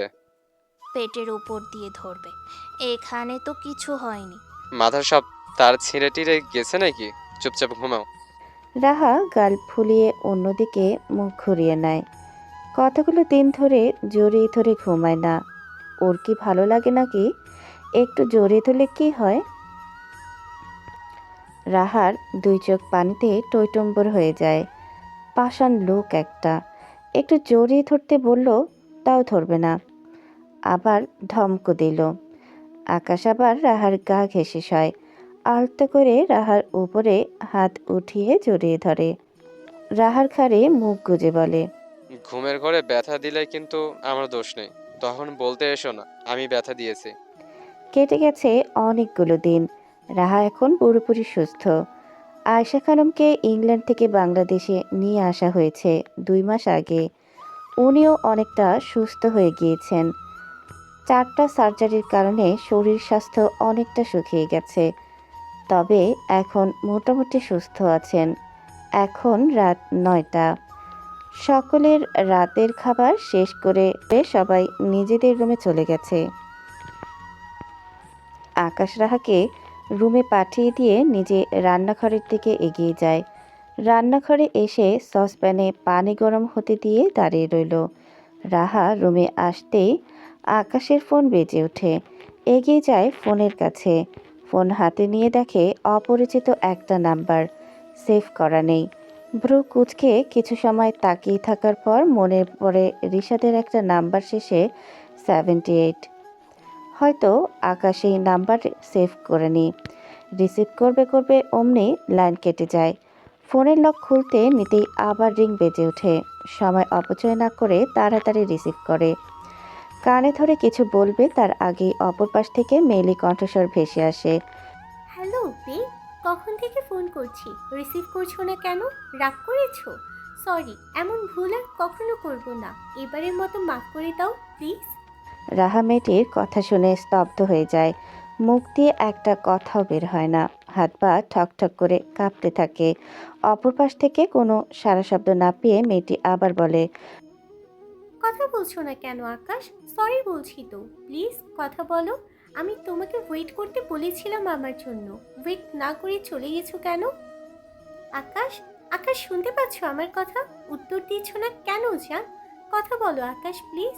এমন ভুল আর কখনো করবো না, প্রমিস। একটাবার কথা বলো প্লিজ। তোমার গলার স্বর না শুনলে আমার ঘুম আসবে না আকাশ। কোনো সাড়া শব্দ না পেয়ে ফোন কেটে দেয়। রাহা যেন বরফের ন্যায় জমে গেছে। হাত পা নড়ছে না। কে ছিল এই মেয়েটি? আকাশের সাথে কি সম্পর্ক? হাত কাঁপতে কাঁপতে ফোন নিচে পড়ে যায়। ফোন পড়ার শব্দে হুঁশ ফিরে আসে। দ্রুত ফোনটা কুড়িয়ে নেয়। স্ক্রিনের দিকে তাকিয়ে দেখে গ্লাস পেপার ফেটে গেছে। ফোনটা যেখানে ছিল সেখানেই রেখে দেয় দ্রুত। হেঁটে গিয়ে বসে বেডে। হাত পা অস্বাভাবিকভাবে কাঁপছে। ভেতরটা পুড়ছে ভীষণ। গত কয়েকদিনের আকাশের আচরণের কথা ভাবে। গত কয়েকদিন ধরে আকাশ আগের মতো রাহার সাথে কথা বলে না। রাহা বলতে গেলেও বলার সুযোগ দেয় না। বাড়িতে যতক্ষণ থাকে ততক্ষণ ফোন, ল্যাপটপ আর অফিসের পেপার নিয়ে বিজি থাকে। রাহা আকাশের সাথে খুনসুটি করার চেষ্টা করলেও আকাশ বিরক্ত হয়ে রাহাকে নিজের থেকে সরিয়ে দেয়। রাতেও 12টা 1টা পর্যন্ত ল্যাপটপ নিয়ে বসে থাকে। রাহার কাছাকাছি যাওয়ার চেষ্টা করে না। রাহা আসতে চাইলেও আসতে দেয় না। আগের থেকে অনেকটা পরিবর্তন হয়ে গেছে। এর আগেও অনেকবার অফিসের কাজ করছে, কখনো এমন অদ্ভুত আচরণ করেনি। আকাশের এমন অদ্ভুত আচরণের মানে কি এই মেয়ের সাথে কি কোনো সম্পর্ক আছে? রাহা নিজেকে স্বাভাবিক করার জন্য হাঁ করে বড় বড় শ্বাস টেনে নেয়। কেন হচ্ছে? কি করতে ইচ্ছে করছে? কি করবে? কিছুই মাথায় আসছে না। সব কিছু কেমন এলোমেলো লাগছে। বেড থেকে উঠে ড্রেসিং টেবিলের সামনে গিয়ে দাঁড়ায়। চুলের ঝুঁটি খুলে চুল ব্রাশ করতে শুরু করে। অস্বাভাবিকভাবে কাঁপতে থাকা হাত কিছুটা স্বাভাবিক হয়ে এসেছে। তবে বুকের মধ্যে অদ্ভুত যন্ত্রণা হচ্ছে। মনটা বড্ড ছটফট করছে। কফির মগ হাতে রুমে আসে আকাশ। রুমে কারো উপস্থিতি টের পেয়ে সেদিকে একবার তাকায় রাহা। আকাশকে দেখতে বুকের ভেতরে অস্থিরতা, কষ্ট, যন্ত্রণা বাড়তে থাকে। আকাশ কফির মগ হাতে বেডে গিয়ে বসে। রাহার দিকে তাকিয়ে কফির মগ চুমুক দেয়। রাহা দ্রুত চুলগুলো বেঁধে ওয়াশরুমে প্রবেশ করে। আয়নার দিকে তাকাতেই নিজের অস্থির হয়ে থাকা মুখশ্রী দেখে। চোখ দুটো পানিতেই টইটুম্বুর। শাওয়ার অন করে 2 হাতে পানি নিয়ে মুখে দিতে শুরু করে। এতক্ষণের আটকে রাখা কান্না ঠেলে বেরিয়ে আসে। মুখে হাত চেপে কান্না বন্ধ করতে ব্যর্থ চেষ্টা চালিয়ে যায়। 10 মিনিট পর নিজেকে স্বাভাবিক করে নেয়। ফ্রেশ হয়ে হাত মুখ ধুয়ে ওয়াশরুম থেকে বের হয়। আকাশের কফি খাওয়া শেষ। বেড ঠিক করে দাঁড়িয়ে আছে। রাহা টাওয়াল নিয়ে হাত মুখ মুছে নেয়। টাওয়াল রেখে পেছনে ঘুরতে নেবে তার আগেই আকাশ এসে দাঁড়ায় রাহার পেছনে। হাত বাড়িয়ে রাহাকে টেনে নেয় নিজের বাহুবন্ধনে। মুখ ডুবায় রাহার ঘাড়ে। রাহা আকাশের হাত থেকে নিজেকে আলাদা করে বেডে গিয়ে শুয়ে পড়ে চাদর মুড়ি দিয়ে। আকাশ শুধু তাকিয়ে দেখে রাহাকে। কি হলো বোঝার চেষ্টা করে। এভাবে চলে গেল কেন? অন্য সময় তো নিজেই আকাশের আলিঙ্গনের আসার জন্য ছটফট করে, আর এখন এভাবে চলে গেল। 5টা চুমুর জায়গায় 2টো চুমু কম দিলে গাল ফুলিয়ে কাঁদে। 10 মিনিট জড়িয়ে ধরে রাখার জায়গায় 5 মিনিট জড়িয়ে ধরে রেখে ছেড়ে দিলে ঠোঁট উল্টে কাঁদে। 5টা চুমুর জায়গায় 10টা চুমু দিতে হয়। 10 মিনিটের জায়গায় 15 মিনিট জড়িয়ে ধরে রাখতে হয়। সেই মেয়ে কিনা এভাবে ওকে দূরে সরিয়ে চলে গেল। কি হয়েছে রাহার? ভ্রুকুচকে রাহার কাছে এগিয়ে যায়। তোমার কি শরীর খারাপ লাগছে রাহা? রাহা কিছু বলে না। কথা বলছো না কেন? অসুস্থ লাগছে? না, তাহলে এভাবে চলে আসলে কেন? এমনি ভালো লাগছে না, ঘুমাবো। আকাশ আর কিছু বলে না, তবে রাহার গলার স্বর আজ অন্যরকম। হয়তো কয়েকদিন ধরে আকাশ ওর থেকে দূরে দূরে আছে, সেজন্যই অভিমান করেছে। লাইট অফ করে বেডে গিয়ে শুয়ে পড়ে রাহাকে জড়িয়ে ধরে। রাহা মুচড়ামুচড়ি শুরু করে। ঘুমাবে বলে, তাহলে এভাবে নড়ছো কেন? ছাড়ো, এভাবে ঘুম আসছে না। রাহা নিজেই আকাশের থেকে নিজেকে মুক্ত করে নিয়ে অন্য পাশে ফিরে যায়। আকাশের কুঁচকে যাওয়া কপাল ভ্রু আরও কুঁচকে যায়। এই মেয়ে এখন এমন অদ্ভুত আচরণ করছে কেন? কি হলো একটু সময়ের মধ্যে? সব তো ঠিকই ছিল। রাহাকে কিছু জিজ্ঞেস করতে চাইলেও করে না, নিজে উল্টো দিকে ফিরে ঘুমানোর চেষ্টা করে। সকালে আকাশের ঘুম ভাঙতেই নিত্যদিনের মতো হাত ছড়িয়ে রাহাকে খুঁজে চোখ বন্ধ রেখেই হাতের নাগালে রাহাকে না পেয়ে চোখ খুলে তাকায়। বেড ফাঁকা পড়ে আছে, রাহা নেই। ওয়াশরুমের দিকে তাকায়। ডোর খোলা, ভেতরের লাইট অফ করা। শোয়া থেকে উঠে বসে। এলোমেলো চুলগুলো হাত দিয়ে ঠিক করার চেষ্টা করে। অলস ভঙ্গিতে 2 হাত দুদিকে মেলে দেয়। তারপর বেড থেকে নেমে ওয়াশরুমে প্রবেশ করে। রাহা শাশুড়ি মায়ের সাথে টুকটাক কাজ করছে। এটা সেটা ধুয়ে দিচ্ছে, এগিয়ে দিচ্ছে হাতের কাছে। যেটা রান্না শেষ হচ্ছে সেটা ডাইনিং টেবিলে গিয়ে রেখে আসছে। আজকে কোনো কাজে ঝামেলা করেনি। আজ ছুটির দিন, সবাই বাড়িতেই আছে। নিঝুম এসেছে শ্বশুর বাড়ি থেকে। মিলা সন্ধ্যাকে খাইয়ে দিচ্ছে। ওদের পাশেই বসে মিলার সাথে কথা বলছে নিঝুম।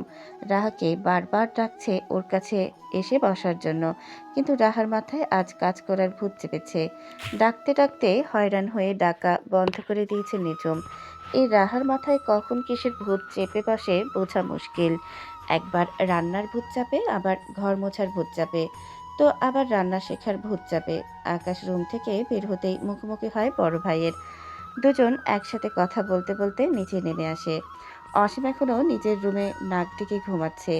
তার ঘুম দুপুরের আগে ছুটবে না, ডাক না দেওয়া পর্যন্ত। সমুদ্র গলা ছেড়ে মায়ের কাছে চা চায় দুজনের জন্য। অনন্যা শেখ সসপ্যানের বাকি চাটুকু আবার চুলায় বসায় গরম করার জন্য। রাহা 2টো কাপ নিয়ে আসে। অনন্যা শেখ কাপে চা ঢেলে চিনি দিয়ে নেড়ে রাহাকে বলে দিয়ে আসার জন্য। বিনা বাক্যে কাপ 2টো দিয়ে আসে। বিকেলে বাহির থেকে বাড়ি ফিরে আসে আকাশ। নিলয় আর রাফি জোর করে ধরে নিয়ে গিয়েছিল। বিয়ে করার পর থেকে ব্যাটা ছুটির দিনও বাহিরে বের হয় না। সারাদিন রাত বউয়ের পেছন শুধু ঘুরঘুর করে। তাই ধরে নিয়ে গিয়েছিল একটু সময় কাটানোর জন্য। আকাশ ড্রয়িং রুমে আসতেই দেখে ছোটরা সবাই উপস্থিত থাকলেও রাহা নেই। ভ্রু কুচকে তাকিয়ে বলে, তোমরা সবাই এখানে, আমার ঝামেলা রানী কোথায়? অসীম বলে, দেখো গিয়ে তোমার জামালা রানী কোথাও গিয়ে জামালা পাকাচ্ছে। ভাই, তুই তোর বইয়ের নামটা কিন্তু সেই দিয়েছিলি, একেবারে জামিলা রাহা থেকে ঝামেলা রানী। রাহার ব্যক্তিত্বের সাথে নামটা 100% মানানসই। উপস্থিত সবাই হো হো করে হেসে ওঠে। অসীম জোরে জোরে ডেকে বলে, জামালা রানী কোথায় তুমি? তোমার রাজা এসেছে, দ্রুত আসো। পাশ থেকে নিঝুম অসীমের মাথায় গাঁটটা মেরে বলে, ভাবি হয় তোর, এভাবে ডাকছিস কেন? জামালা রানী আমার থেকে 5 বছরের ছোট, আমি ওকে ভাবি ডাকতে পারবো না। তাহলে রাহা বলে ডাকবি। জামালা রানী ডাকতেই বেশি ভালো লাগে। পাশ থেকে অসীমের চাচাতো ভাই সমুদ্র চাটি মারে অসীমের মাথায়। অসীম মাথায় হাত বুলাতে বুলাতে বলে, সমস্যা কি? এমন করে মারতাছ কেন সবাই? আকাশ কোনো কথা না বলে সিঁড়ির দিকে এগিয়ে যায়। কে জানে ওর ঝামেলা রানী কোথায় গিয়ে ঝামেলা পাকাচ্ছে। এর তো আবার ঝামেলা করা ছাড়া কোনো কাজ নেই। ওর কাজ একটাই, সেটা হলো ঝামেলা করা। তবে আজ সকাল থেকে একটাও ঝামেলা করেনি। আকাশ নিজের রুমে এসে দেখে রাহা আলমারির সব কাপড় নিচে ফেলে আবার ভাঁজ করে করে সুন্দর করে গুছিয়ে রাখছে। এমন দৃশ্য দেখে আকাশের চোখ কপালে। ঝামেলা রানী ঝামেলা না করে কাজ করছে। কাল থেকে ঝামেলা রানীর হয়েছে কি? প্রয়োজনের তুলনায় কথা বলছে না, হাসছে না, কারোর সাথে বসে ঘন্টার পর ঘন্টা গল্প করছে না, কোনো ঝামেলাও করছে না, অসীমের সাথে মিলে বাদরামিও করছে না। একদম ম্যাচিওর মানুষের মতো আচরণ করছে, ঠিকঠাকভাবে সব কাজ করছে। একদিনের মধ্যে এত পরিবর্তন কিভাবে আসলো? আকাশ এগিয়ে যায় রাহার কাছে। রাহা দেখেও না দেখার ভান করে থাকে। ব্যস্ত সে জামা কাপড় ভাঁজ করতে। আকাশ গিয়ে হাঁটু গেড়ে বসে রাহার পাশে। রাহার হাত থেকে কাপড় নিয়ে রেখে দেয়। রাহা আবার হাত নেয়। তোমার কি হয়েছে রাহা? কি হবে? জামা ভাঁজ করতে করতে কাল রাত থেকে কেমন অদ্ভুত আচরণ করছো, কথা বলছো না, হাসছো না, মন খারাপ? না। বাবার বাড়ি যেতে ইচ্ছে করছে? না, তাহলে কি হয়েছে? কিছু হয়নি। আকাশের একটু ভালো লাগে না রাহার এমন শান্ত স্বরে কথা বলা। যেই রাহা সবসময় কথা বলার জন্য ছটফট করে, একটা কথার বিপরীতে 10টা কথা বলে, সেই রাহাই মেপে মেপে কথা বলছে। আকাশের মনটা কেমন দিশেহারা হয়ে ওঠে। রাহার হাত থেকে জামা কাপড় কেড়ে নিয়ে দূরে সরিয়ে রাখে। রাহাকে টেনে নিজের দিকে ফেরায়। 2 হাত আগলে ধরে রাহার মুখ। রাহার চোখ মুখে কেমন বেদনার ছাপ ফুটে উঠেছে। অভিমানেরা ভিড় জমিয়েছে 2 চোখে। আকাশ ব্যাকুল কণ্ঠে বলে, তোমার কি হয়েছে ঝামেলা রানী? আমি কোনো ভুল করেছি? কেউ কিছু বলেছে? রাগ করেছো? বলো না কি হয়েছে তোমার? রাহা আকাশের হাত সরিয়ে দেওয়ার চেষ্টা করে বলে, কি হবে? কিছুই হয়নি। ছাড়ো, এইগুলো আগে ভাঁজ করে নিই। আকাশ ছাড়ে না রাহাকে, আর একটু শক্ত করে ধরে। রাগ করেছো আমার সাথে, তাই না? গত কয়েকদিন ধরে তোমাকে ঠিক মতো আদর করি না বলে অভিমান হয়েছে না? সরি ঝামেলা রানী, এমন ভুল আর জীবনও হবে না। দুনিয়ার সব কিছু বাদ, সবার আগে আমার ঝামেলা রানী। ছাড়ো।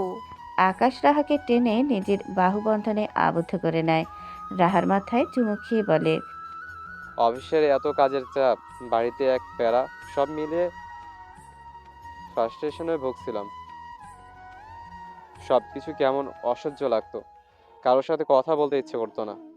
তাই আমি তোমাকে দূরে দূরে রেখেছি, যে নিজের অজান্তে তোমাকে কষ্ট না দেই। আমি চাইনি তুমি আবার আমার রোষালনের শিকার হও। তাই তো তোমার থেকে একটু দূরত্ব বজায় রেখেছিলাম। শুধু তোমার থেকে না, বাড়ির সকলের থেকেই রেখেছিলাম। তুমি দেখছো তো, তাই না? আমি রাগ করিনি, ছাড়ো এখন। তুমি রাগ না করলেও অভিমান করেছো। সরি বলছি তো, আর জীবনও তোমার কাছে থেকে দূরত্ব বজায় রাখবো না। আমি বুঝতে পারছি আমি ভুল করেছি, চরম ভুল করেছি। আমার একদম উচিত হয়নি আমার ঝামেলা রানীকে দূরে রাখা। এবারের মতো মাফ করে দাও, আর জীবনেও এমন কিছু করব না। তোমার এমন মুখ দেখে আমার ভালো লাগছে না ঝামেলা রানী। রাহার কান্না চলে আসে। আকাশের বুকে শরীরের ভর ছেড়ে দেয়। আকাশ শক্ত করে জড়িয়ে ধরে। আকাশ রাহার মাথায় আবার চুমু খায়, সরি বলে বারবার। তখনই আকাশের ফোন বেজে ওঠে কর্কশ শব্দে। রাহাকে এক হাতে বুকের সাথে চেপে ধরে রেখে অন্য হাত দিয়ে প্যান্টের পকেট থেকে ফোন বের করে। মুখের সামনে ফোন ধরতেই অপরিচিত একটা নাম্বার স্ক্রিনে ভেসে ওঠে। আকাশের চোয়াল শক্ত হয়, রাগে ফর্সা মুখটা লাল বর্ণ ধারণ করে। কল রিসিভ করে কানে ধরে কোনো কিছু বলে না। অপর পাশ থেকে মেয়েলি কণ্ঠস্বর ভেসে আসে। হ্যালো আকাশ। আকাশ দাঁতে দাঁত চেপে বলে, এক কথা কতবার বলবো? আপনি বুঝতে পারবেন মিস নোভা, আপনাকে নিষেধ করেছি না আমাকে বারবার কল করে বিরক্ত করবেন না। তারপরে কেন বারবার কল করে বিরক্ত করেন? সোজা বাংলা কথা আপনি বুঝতে পারেন না নাকি? তুমি কেন আমাকে বুঝতে চাইছো না আকাশ? আমি তোমাকে ভালোবাসি আকাশ, অনেক বেশি ভালোবাসি। তুমি কেন আমাকে বোঝার চেষ্টা করো না? মুখ সামনে কথা বলুন মিস নোভা। এতদিন ধরে নিজেকে সামলেই রেখেছি আকাশ, প্লিজ অ্যাকসেপ্ট মি। আকাশ আগের মতোই রেগে বলে, আপনাকে আগেই বলেছি আমি বিবাহিত। বারবার কল করে উত্ত্যক্ত করবেন না আমাকে। তুমি মিথ্যে বলছো, আমি জানি তুমি ম্যারিড না।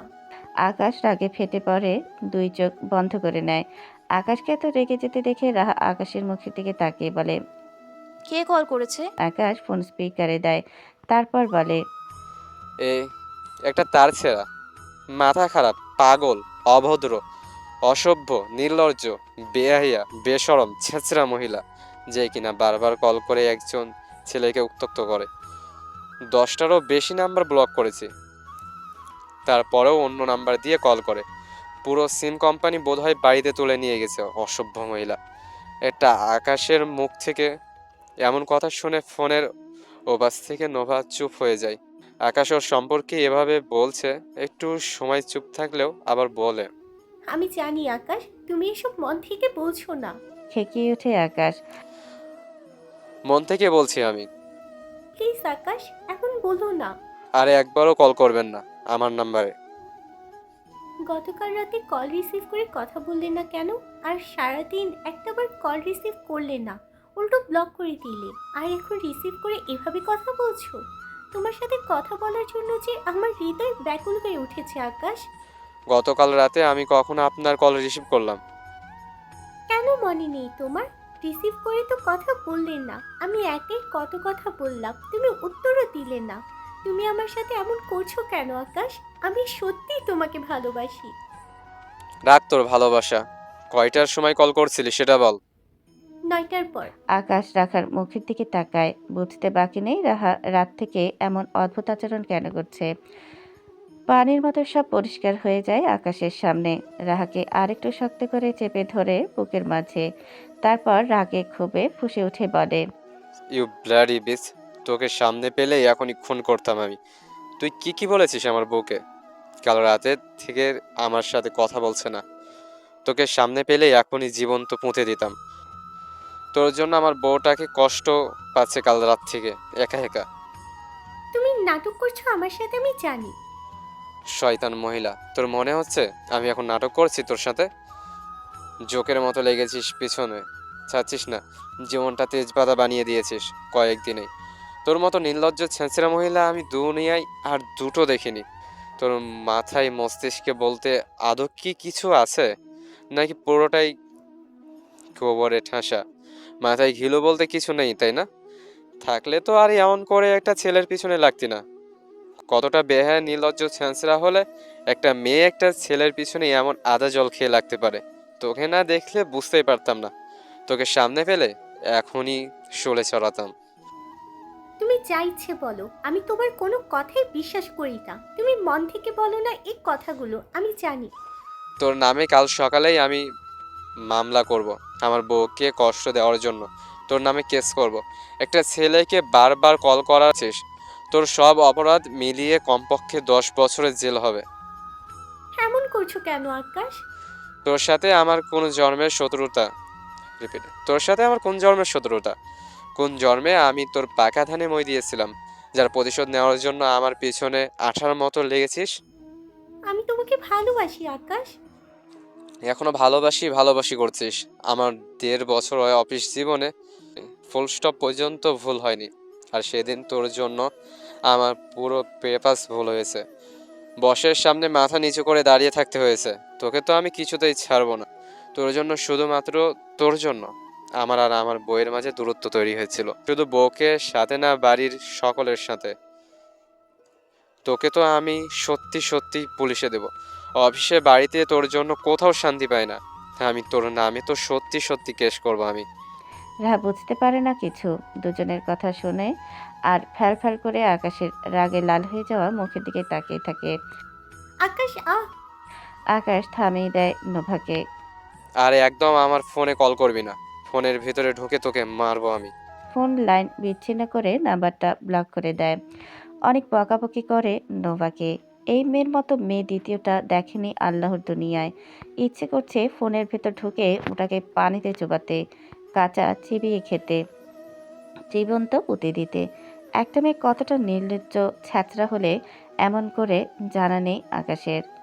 ফোনটা ছুঁড়ে দেয় বেডের ওপর, দুই হাতে আঁকড়ে ধরে রাহার মুখ।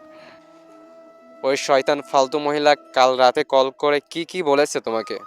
রাহা বলতে পারে না কিছু, ফ্যাচ ফ্যাচ করে কেঁদে দেয়। আকাশ জড়িয়ে ধরে মাথার পিঠে হাত বুলিয়ে দেয়। কাঁদছো কেন, কি হয়েছে? অনেকটা সময় কাঁদার পর রাহা শান্ত হয়। রাহা যতক্ষণ কেঁদেছে আকাশ ততক্ষণ রাহাকে শক্ত করে জড়িয়ে ধরে রেখেছিল বুকের মাঝে। রাহার কান্না বন্ধ হলে রাহার মুখ বুক থেকে তুলে ধরে। কাঁদতে কাঁদতে চোখ মুখ ফুলে উঠেছে। নিজের হাতে রাহার চোখের পানি মুছে দেয়। তারপর সারা মুখে অজস্র চুমু খায়। দুই হাতে আগলে ধরে রাহার মুখ, রাহার চোখে চোখ রেখে বলে, পাগল মেয়ে এভাবে কেঁদো না, চোখ মুখে বেহাল দশা করে ফেলেছে।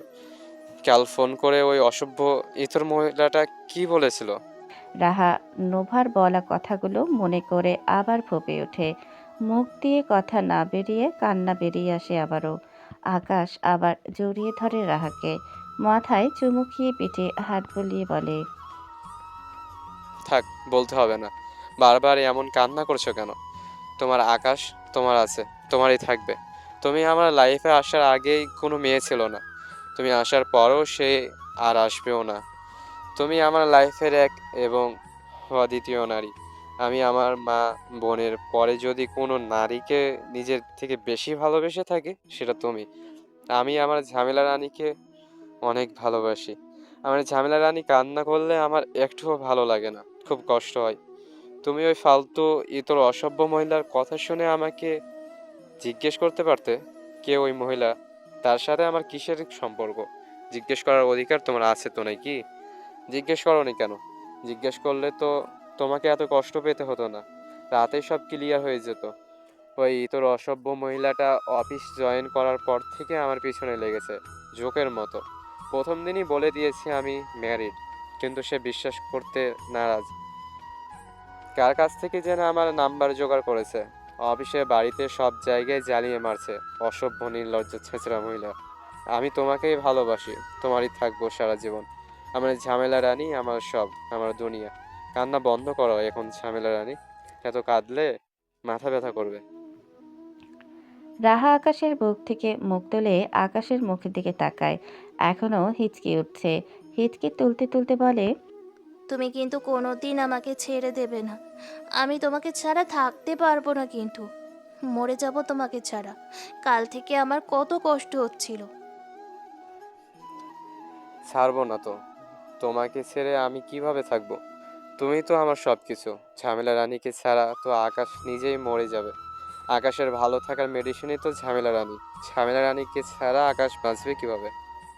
কোনোদিনও কিন্তু আমার থেকে দূরে যাবে না তুমি। কোনোদিনও যাবে না। একটু দূরে গিয়েই শিক্ষা হয়ে গেছে আমার। দুনিয়ার সব কিছু জলে ভেসে যাক, আমার ঝামেলা রানী সব কিছু আগে আমার কাছে ইম্পর্ট্যান্ট। ওই মহিলা খুব খারাপ, তোমাকে জান বলে ডেকেছিল। ওই বজ্জাত মহিলা, জিহ্বা আগামীকাল অফিসে গিয়ে ছেড়ে নেব আমি।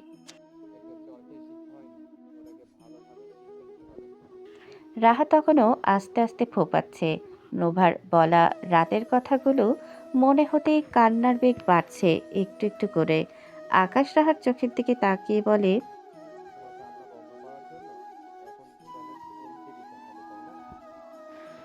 বলেই রাহার ওষ্ঠদয় চেপে ধরে নিজের ওষ্ঠ দ্বারা।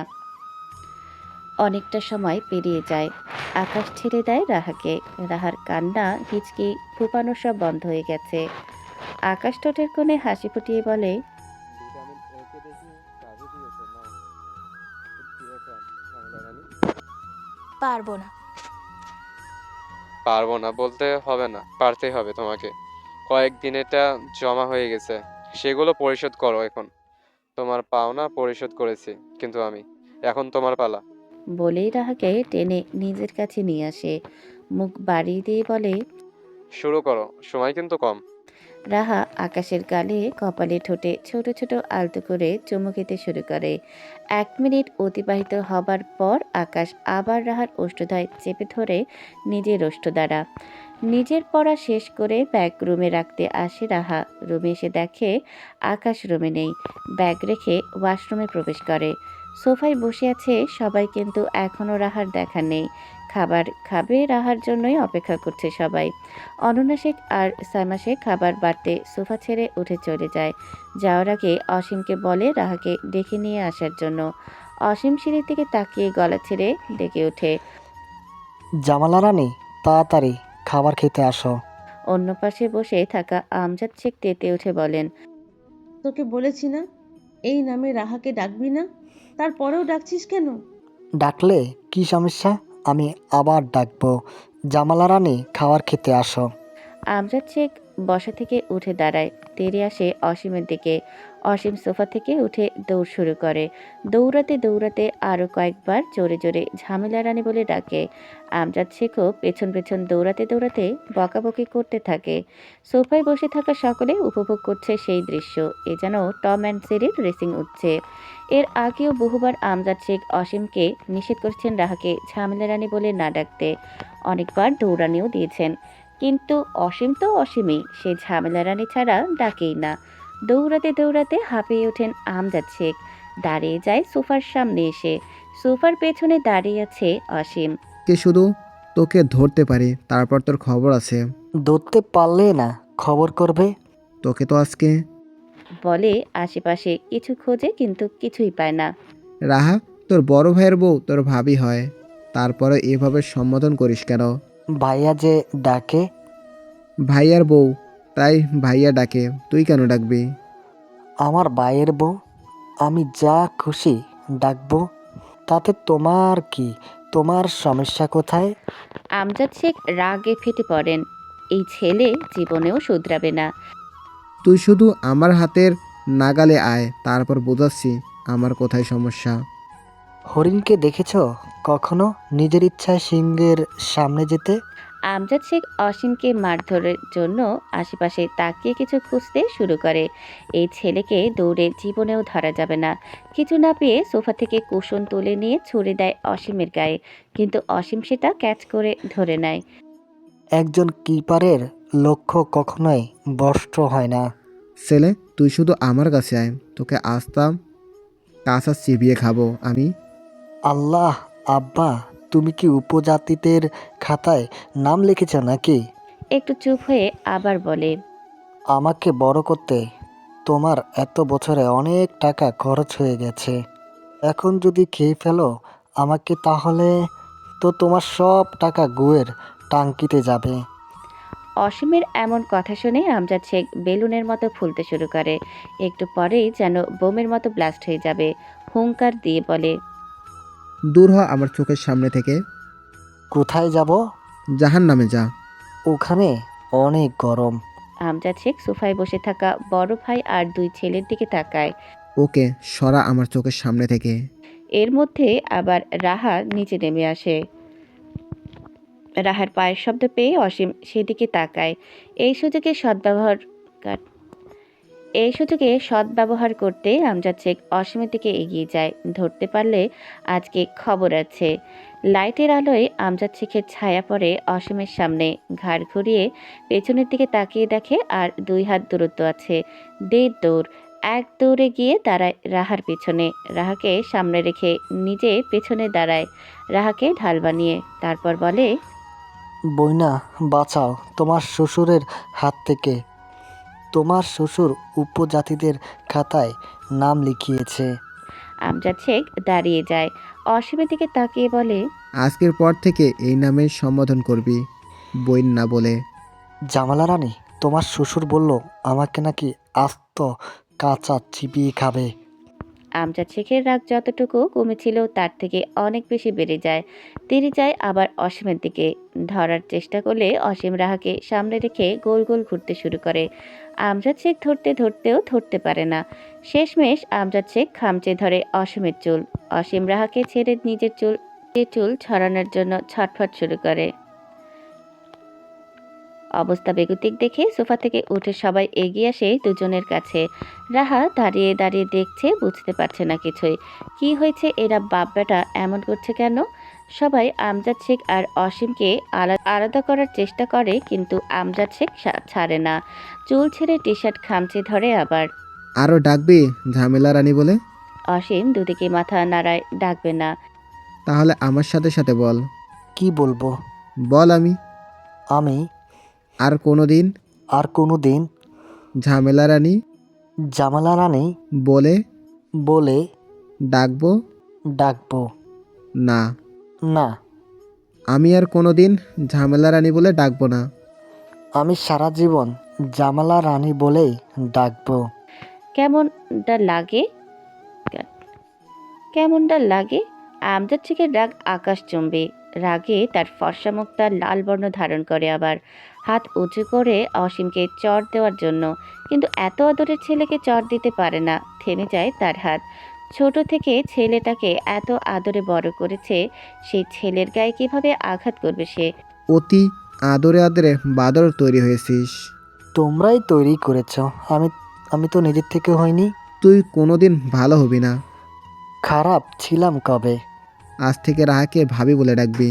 অসীম আমজাদ শেখের হাত থেকে নিজেকে মুক্ত করে নিয়ে অন্যদিকে যেতে যেতে সুর ধরে গান গাইতে গাইতে বলে, পারবো না আমি ভাবি ডাকতে তাকে, কোনোদিন পারবো না ভয় না ডাকতে তাকে। সারাদিন ডাকবো আমি তাকে ঝামেলা রানী বলে। লা লা লা লা লা লা লা।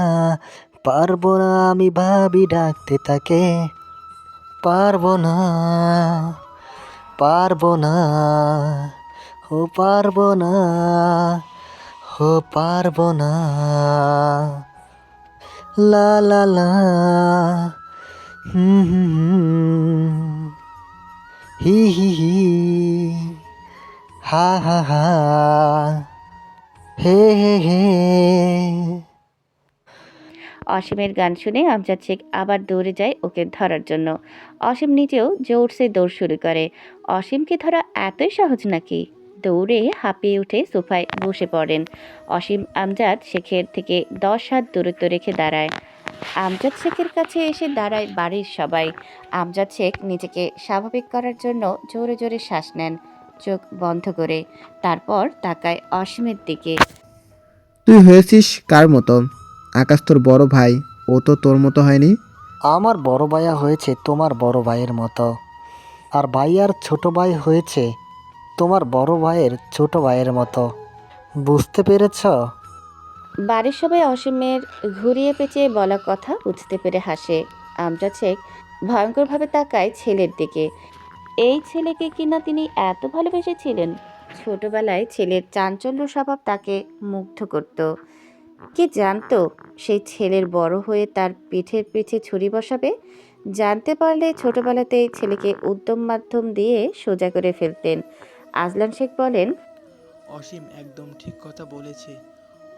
ও তো তোর স্বভাবই পেয়েছে, যেখানে আকাশ আর অসীম ঝগড়া খোঁচাখুচি মারামারি ধরাধরি করবে, সেখানে তুই বাপ হয়ে সারাদিন ছেলের পেছনে লেগে থাকিস শত্রুর মতো। যেমন বাপ তেমন ছেলে।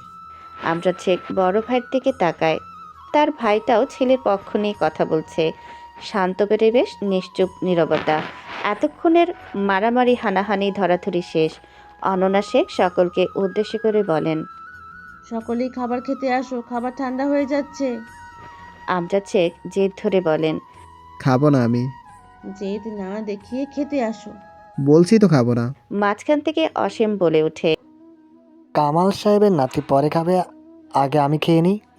বলার তো যায় না, খেতে বসে আবার আমার প্লেট ছিনিয়ে নিতে পারে। সকলেই ঠোঁট চেপে হাসে। অসীম যে ইচ্ছে করে এমন করে সেটা সবাই খুব ভালো করেই জানে। আমজাদ শেখ যেমন কথায় কথায় ওকে ধমক দেয়, ঠিক তার প্রতিশোধ নেওয়ার জন্য অসীম ইচ্ছে করেই ওর বাবাকে রাগায়। আমজাদ শেখ যতই রেগে যাক না কেন, ধমকাধমকিতেই সীমাবদ্ধ থাকে। কখনোই প্রহার করেন না, তাই অসীম তাকে ভয় পেলেও তত বেশি ভয় পায় না। ছোট ছেলে হওয়ায় সকলের আদরের।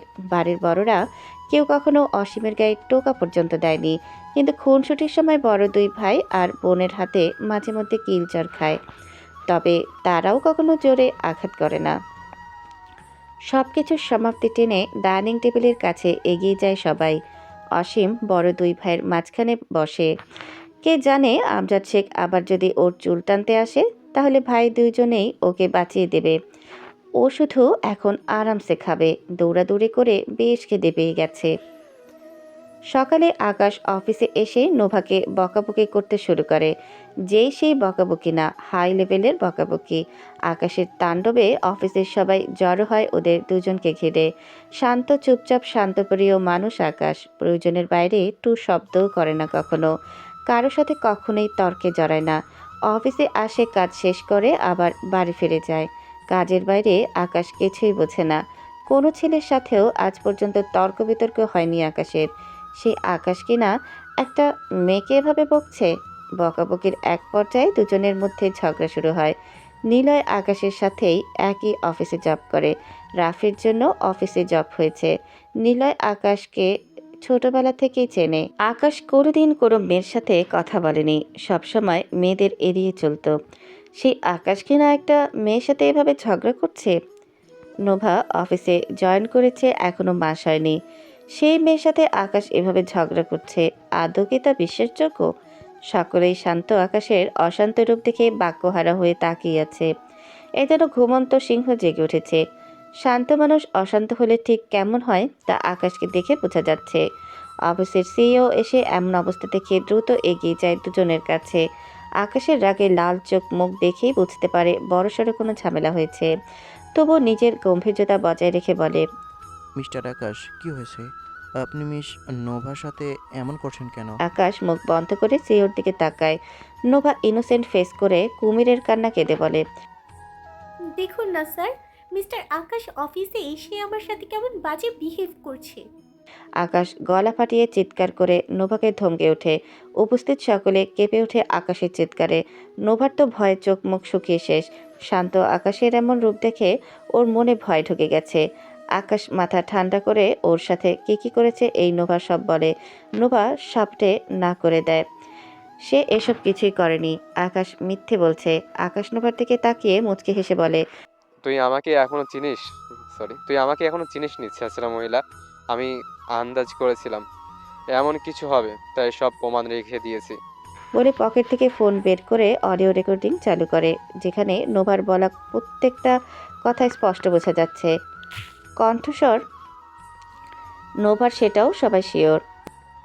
গত পরশু অফিসে কাজ শেষ করে ওয়াশরুমে যাচ্ছিলাম আমি, কিন্তু এ ফালতু ছেঁচড়া মহিলা হঠাৎ করে কোথা থেকে এসে পিছন থেকে আমাকে জড়িয়ে ধরলো।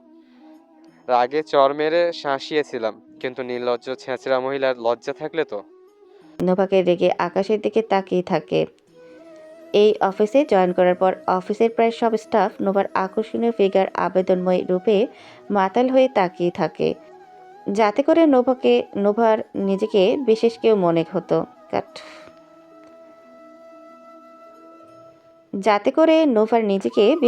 মনে হতো। সকলের নজর কাড়ার জন্য নিজেকে তৈরি করতো সেভাবেই। হাতে গোনা কয়েকজন খুব একটা তাকাতো না নোভার দিকে, তাদের মধ্যে আকাশ ছিল অন্যতম। আকাশ কখনোই চোখ তুলে তাকায়নি নোভার দিকে। আকাশের অ্যাটিটিউড, ওর ব্যক্তিত্ব সব কিছু নোভার নজর কাড়ে। সেই সাথে মনে জেদ চাপে আকাশকে নিজের রূপের জালে ফেলবে। আকাশকে নিজের প্রতি আকর্ষিত করার জন্য অনেক কিছু করে, কিন্তু কোনো কিছুতেই কিছু হয়নি। তারপর থেকে নিজেই আগ বাড়িয়ে আকাশের সাথে কথা বলতে শুরু করে, ফোনে কল করতে শুরু করে। আকাশ নোভার ইন্টেনশন বুঝতে পেরে আগেই বলে দেয় ও ম্যারিড। আকাশ সকলের মাঝখান থেকে বেরিয়ে নিজের ডেস্কের দিকে এগিয়ে যায়। এখানে দাঁড়িয়ে থেকে আর কোনো কাজ নেই। এই মেয়ের ছায়াও দেখতে ইচ্ছে করছে না। ইচ্ছে করছিল ঠাটিয়ে কয়েকটা চর বসাতে, কিন্তু এই নোংরা ডাস্টবিন ছুঁতেও ঘেন্না হচ্ছে। সিইও নোভাকে বহিষ্কার করে। এরকম স্টাফের প্রয়োজন নেই। শুধু মেধা ভালো থাকলেই হবে না, সাথে চরিত্রটাও ভালো করতে হবে। একজন বিবাহিত পুরুষ কিনা একটা মেয়ের কাছে এতদিন ধরে উত্ত্যক্ত হয়ে আসছিল, ভাবলেই অবাক লাগে। অসীম রাহাকে ঝামেলা রানী বলে ডাকতে ডাকতে আকাশের রুমের দিকে এগিয়ে আসছে। রাহা তখন ড্রেসিং টেবিলটা গুছিয়ে রাখছিল। অসীমের ডাক শুনে ডোরের দিকে তাকিয়ে থাকে। এখন 3টার বেশি বাজে। আজকে ছুটির দিন। দুপুরে খাবার খেয়ে আকাশ রাহাকে চেপে ধরে শুয়েছিল ঘুমানোর জন্য। আকাশ ঘুমিয়ে গেলেও রাহার ঘুম আসে না। আকাশের বাহুবন্ধন থেকে নিজেকে মুক্ত করে নিয়ে উঠে এসেছে। বসে বসে ভালো লাগছিল না, তাই ড্রেসিং টেবিলটা গুছিয়ে রাখছিল। ডোরের দিক থেকে চোখ সরিয়ে বেডের দিকে তাকায়। চাদর দিয়ে কোমর অবধি ঢেকে চিত হয়ে ঘুমিয়ে আছে আকাশ। অসীমের এই ডাকাডাকিতে না আবার ঘুম ভেঙে যায়। অসীম রুমের সামনে দাঁড়িয়ে ভেতরে উকি দেয়। রাহাকে দেখতে না পেয়ে মাথা ঢুকিয়ে দেয় ভেতরে। বেডের দিকে তাকিয়ে দেখে ভাইয়া ঘুমিয়ে আছে, রাহা নেই। রুমের আশেপাশে নজর বোলাতেই দেখে রাহা ড্রেসিং টেবিলের সামনে হাঁটুতে ভর করে বসে আছে। অসীম ভেতরে প্রবেশ করে, এসে দাঁড়ায় রাহার পাশে। কখন থেকে ডাকছি, সাড়া দিচ্ছিলে না কেন? তোমার ভাইয়া তো ঘুমিয়ে আছে, সারা দিলে যদি উঠে যায় তাই। ওরে জামালা রানী রে, আমি এত জোরে জোরে ডাকছি, সেই ডাকে উঠবে না? আর তুমি একটু সাড়া দিলেই উঠে যাবে। ডাকছিলে কেন? তোমার জন্য আইসক্রিম ফ্রিজে রেখেছি, খেয়ে নিও। আপুরটা আপু নিয়েছে। তুমি খাবে না? খেয়েছি। আমার জন্য কয়টা রেখেছো? একটা। রাহা গাল ফুলিয়ে বলে, তোমাকে বলেছি না আমার জন্য 2টো করে নিয়ে আসবে? দোকানে আর ছিল না তো। অন্য দোকানে তো ছিল। না, ছিল না। মিথ্যে কথা। সত্যি কথা বলছি। রাহা ফোলানো গাল ফুলিয়ে রেখে ড্রেসিং টেবিলের ডয়ারে মেকআপ প্রোডাক্টসগুলো তুলে রাখতে শুরু করে। অসীম মুচকি হাসে। আইসক্রিম দুটোই রেখেছে রাহার জন্য। ও জানে একটা আইসক্রিম খেয়ে রাহার মন ভরবে না, ওর দুটোই লাগবে। অসীম নিচে হয়ে রাহার ফুলিয়ে রাখা 2 গাল চাপ দেয়। সাথে সাথে মুখের ভেতরের হাওয়া বেরিয়ে যায় ফুস করে। অসীম হেসে ওঠে, সাথে রাহাও হাসে। অসীম রাহার লিপস্টিক আর আইলাইনার হাতে নিয়ে ঘুরিয়ে ফিরিয়ে দেখে বলে, জামালা রানী, তুমি তো কখনো সাজো না? মাঝে মধ্যে সাজতে পারো তো নাকি? আমার সাজতে ভালো লাগে না, আর আমি সাজতেও পারি না। আসো, আমি তোমাকে সাজিয়ে দিই আজকে। তুমি সাজাতে পারো? পারি না, তবে চেষ্টা করলে অবশ্যই পারবো। আসো, আমার দিকে ঘুরে বসো, আমি সাজিয়ে দিচ্ছি। রাহা তড়িঘড়ি করে বলে, জীবনেও না। আমি ভূত সাজতে চাই না ভাই, তুমি নিজেই সাজো। আরে আমি তো ছেলে মানুষ, আর ছেলে মানুষ মেকআপ করে নাকি? তুমি আমার দিকে ঘুরো আগে। জীবনেও না। একটু সাজাবো, বেশি না। ভালো না হলে ধুয়ে নিও পরে। না না, তাও না, আমি সাজবো না। আমার ভিতরে মেকআপ আর্টিস্ট জেগে উঠেছে। সে এখন তোমাকে সাজিয়ে ঘুমাবে আবার। ঘুমের কথা শুনে রাহা আকাশের দিকে তাকায়। রাহার চোখ অনুসরণ করে অসীমও তাকায়।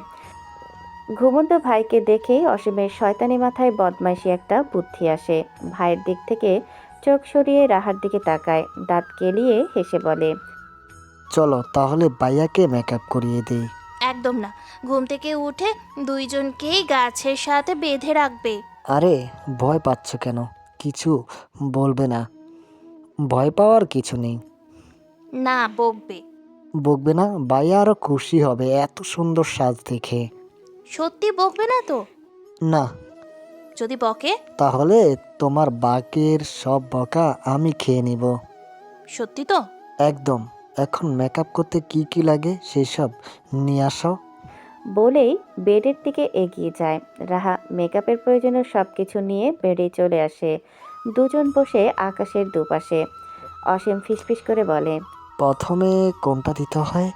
রাহাও ফিসফিস করে বলে, প্রথমে মনে হয় ফাউন্ডেশন দিতে হবে। ওটা দাও। অসীম ফাউন্ডেশন নিয়ে অনেকখানি আকাশের 2 গালে মাখায়। অতিরিক্ত ফাউন্ডেশনের কারণে আকাশের 2 ভ্রু ঢেকে যায়। মুখে ছোঁয়া পেয়ে এদিক ওদিক মাথা নাড়ায়। এখন কোনটা? Loose powder. দাও ওটা। এটা আমি লাগাবো। আচ্ছা, লাগাও। রাহা পাউডার দিয়ে পুরো মুখ সাদা বানিয়ে দেয়। তারপর আরও যা যা লাগে সব কিছু দিয়ে দেয়। দুজনে সাজানো শেষ করে সব গুছিয়ে রেখে আলগোছে রুম থেকে বেরিয়ে যায়। আসরের পরে আকাশের ফোন বেজে উঠলে ঘুম ভেঙে যায়। ফোন হাতে নিয়ে নাম্বার না দেখেই রিসিভ করে কানে ধরে। ওপর পাশ থেকে ভেসে আসে রাফির গলার স্বর। কি করছিস তুই? ঘুমিয়েছিলাম। এখন কোনো টাইমের ঘুম? দুপুরে ঘুমিয়েছিলাম। বল, কি বলবি? নিচে আয়। নিচে কেন? দরকার আছে, তুই আয়। আমি আর নীল ড্রয়িং রুমে বসে আছি। ফ্রেশ হয়ে আসি 10 মিনিট পর। এক্ষুনি আসবি? পরে হবি। খুব আর্জেন্ট, তাড়াতাড়ি আয় ভাই। আসি। বলেই ফোন রেখে চোখ খুলে তাকায়। তারপর বেড থেকে নেমে সোজা এগিয়ে যায় ডোরের দিকে। আকাশ নিচে নেমে আসতেই ড্রয়িং রুমে উপস্থিত সকলে চোখ বড় বড় করে তাকিয়ে থাকে। আকাশ বুঝতে পারে না এভাবে ভূত দেখার মতো করে তাকিয়ে থাকার কি আছে। ও তো মানুষ, ভূত তো না। আকাশ কাছে কাট আকাশ কাট আকাশ কাছে এগিয়ে আসতেই সোফায় বসে থাকা সকলে হু হা করে দম ফাটা হাসিতে ফেটে পড়ে। রাহা অসীম একসাথে বসে আছে। দুজনের চোখ মুখে চোর ভাব। মিলা, সমুদ্র, রাফি, নিলয় হাসতে হাসতে গড়াগড়ি খাচ্ছে। নিলয় হাসতে হাসতে সোফা থেকে নিচে পড়ে যায়। তবু ওর হাসি বন্ধ হয় না। নিচে শুয়েই হাসতে থাকে। অনন্যা শেখ আর সাইমা শেখ হাসতে হাসতে শ্বাসও নিতে পারছে না। সকলকে এভাবে হাসতে দেখে আকাশের কপাল ভ্রু কুঁচকে যায়। এভাবে হাসছে কেন সবাই? সকলের হাসির শব্দ শুনে নিজের রুম থেকে বেরিয়ে আসে নিঝুম। আকাশকে দেখে ফিক করে হেসে ওঠে। হাসতে হাসতে এগিয়ে যায় আকাশের কাছে। কিছু যে বলবে তাও বলতে পারছে না হাসির কারণে। হাসতে হাসতে আকাশের হাত ধরে ওর পায়ের কাছে বসে পড়ে। হাসতে হাসতে সকলের পেটে খিল ধরে গেছে। হাসতে পারছে না, কিন্তু কিছুতেই হাসি বন্ধ হচ্ছে না। এক একজনের চোখ দিয়ে পানি বেরিয়ে এসেছে, তবু দমফাটা হাসি বন্ধ হচ্ছে না। প্রথম প্রথম রাহা আর অসীম চুপচাপ বসে থাকলেও একটু পর থেকে ওরাও হাসছে হুহা করে। কি হয়েছে? সবাই এভাবে হাসছো কেন? সমুদ্র কোনো রকম হাসি চেপে বলে, ভাই তুই হা, আয় না নিজেকে। আর বলতে পারে না। দমফাটা হাসিতে ফেটে পড়ে আবার। বুঝলাম, কি হয়েছে রে? নিঝুম হাতের ইশারায় ভাইকে নিজের কাছে বসতে বলে। আকাশ নিচু হয়ে বসে বোনের কাছে। নিঝুম হাসতে হাসতে 2 হাত বাড়িয়ে আকাশের চুলে করে রাখা ঝুঁটি দুটো ধরে। আকাশ দ্রুত চুলে হাত দেয়। মাথার 2 পাশে দুটো শিং বানিয়ে দিয়েছে চুল দিয়ে। আকাশ রাহার দিকে তাকায়। রাহা ওর দিকেই তাকিয়ে হাসছে। নিঝুম নিজের ফোনের ক্যামেরা অন করে আকাশের মুখে সামনে ধরে। ফোনের স্ক্রিনে নিজের প্রতিবিম্ব দেখে ছিটকে দূরে সরে যায়।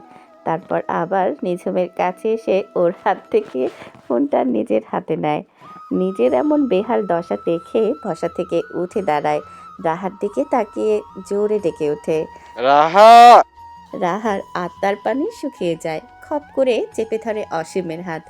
অসীম রাহা একে অপরের মুখের দিকে তাকায়। আকাশ রাহার দিকে তেড়ে যায়।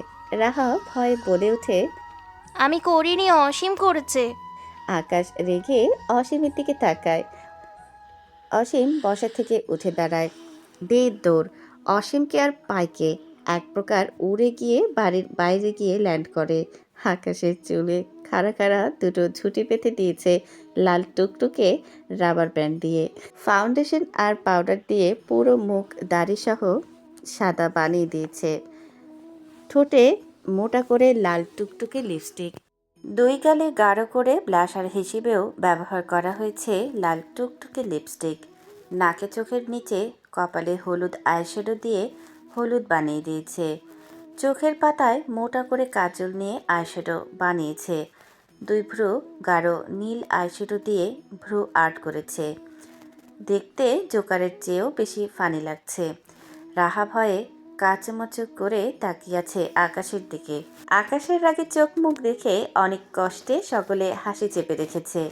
নিলয় তখনও নিচেই বসে আছে, আকাশের দিকে তাকাচ্ছে আর একটু পরপর হাসছে।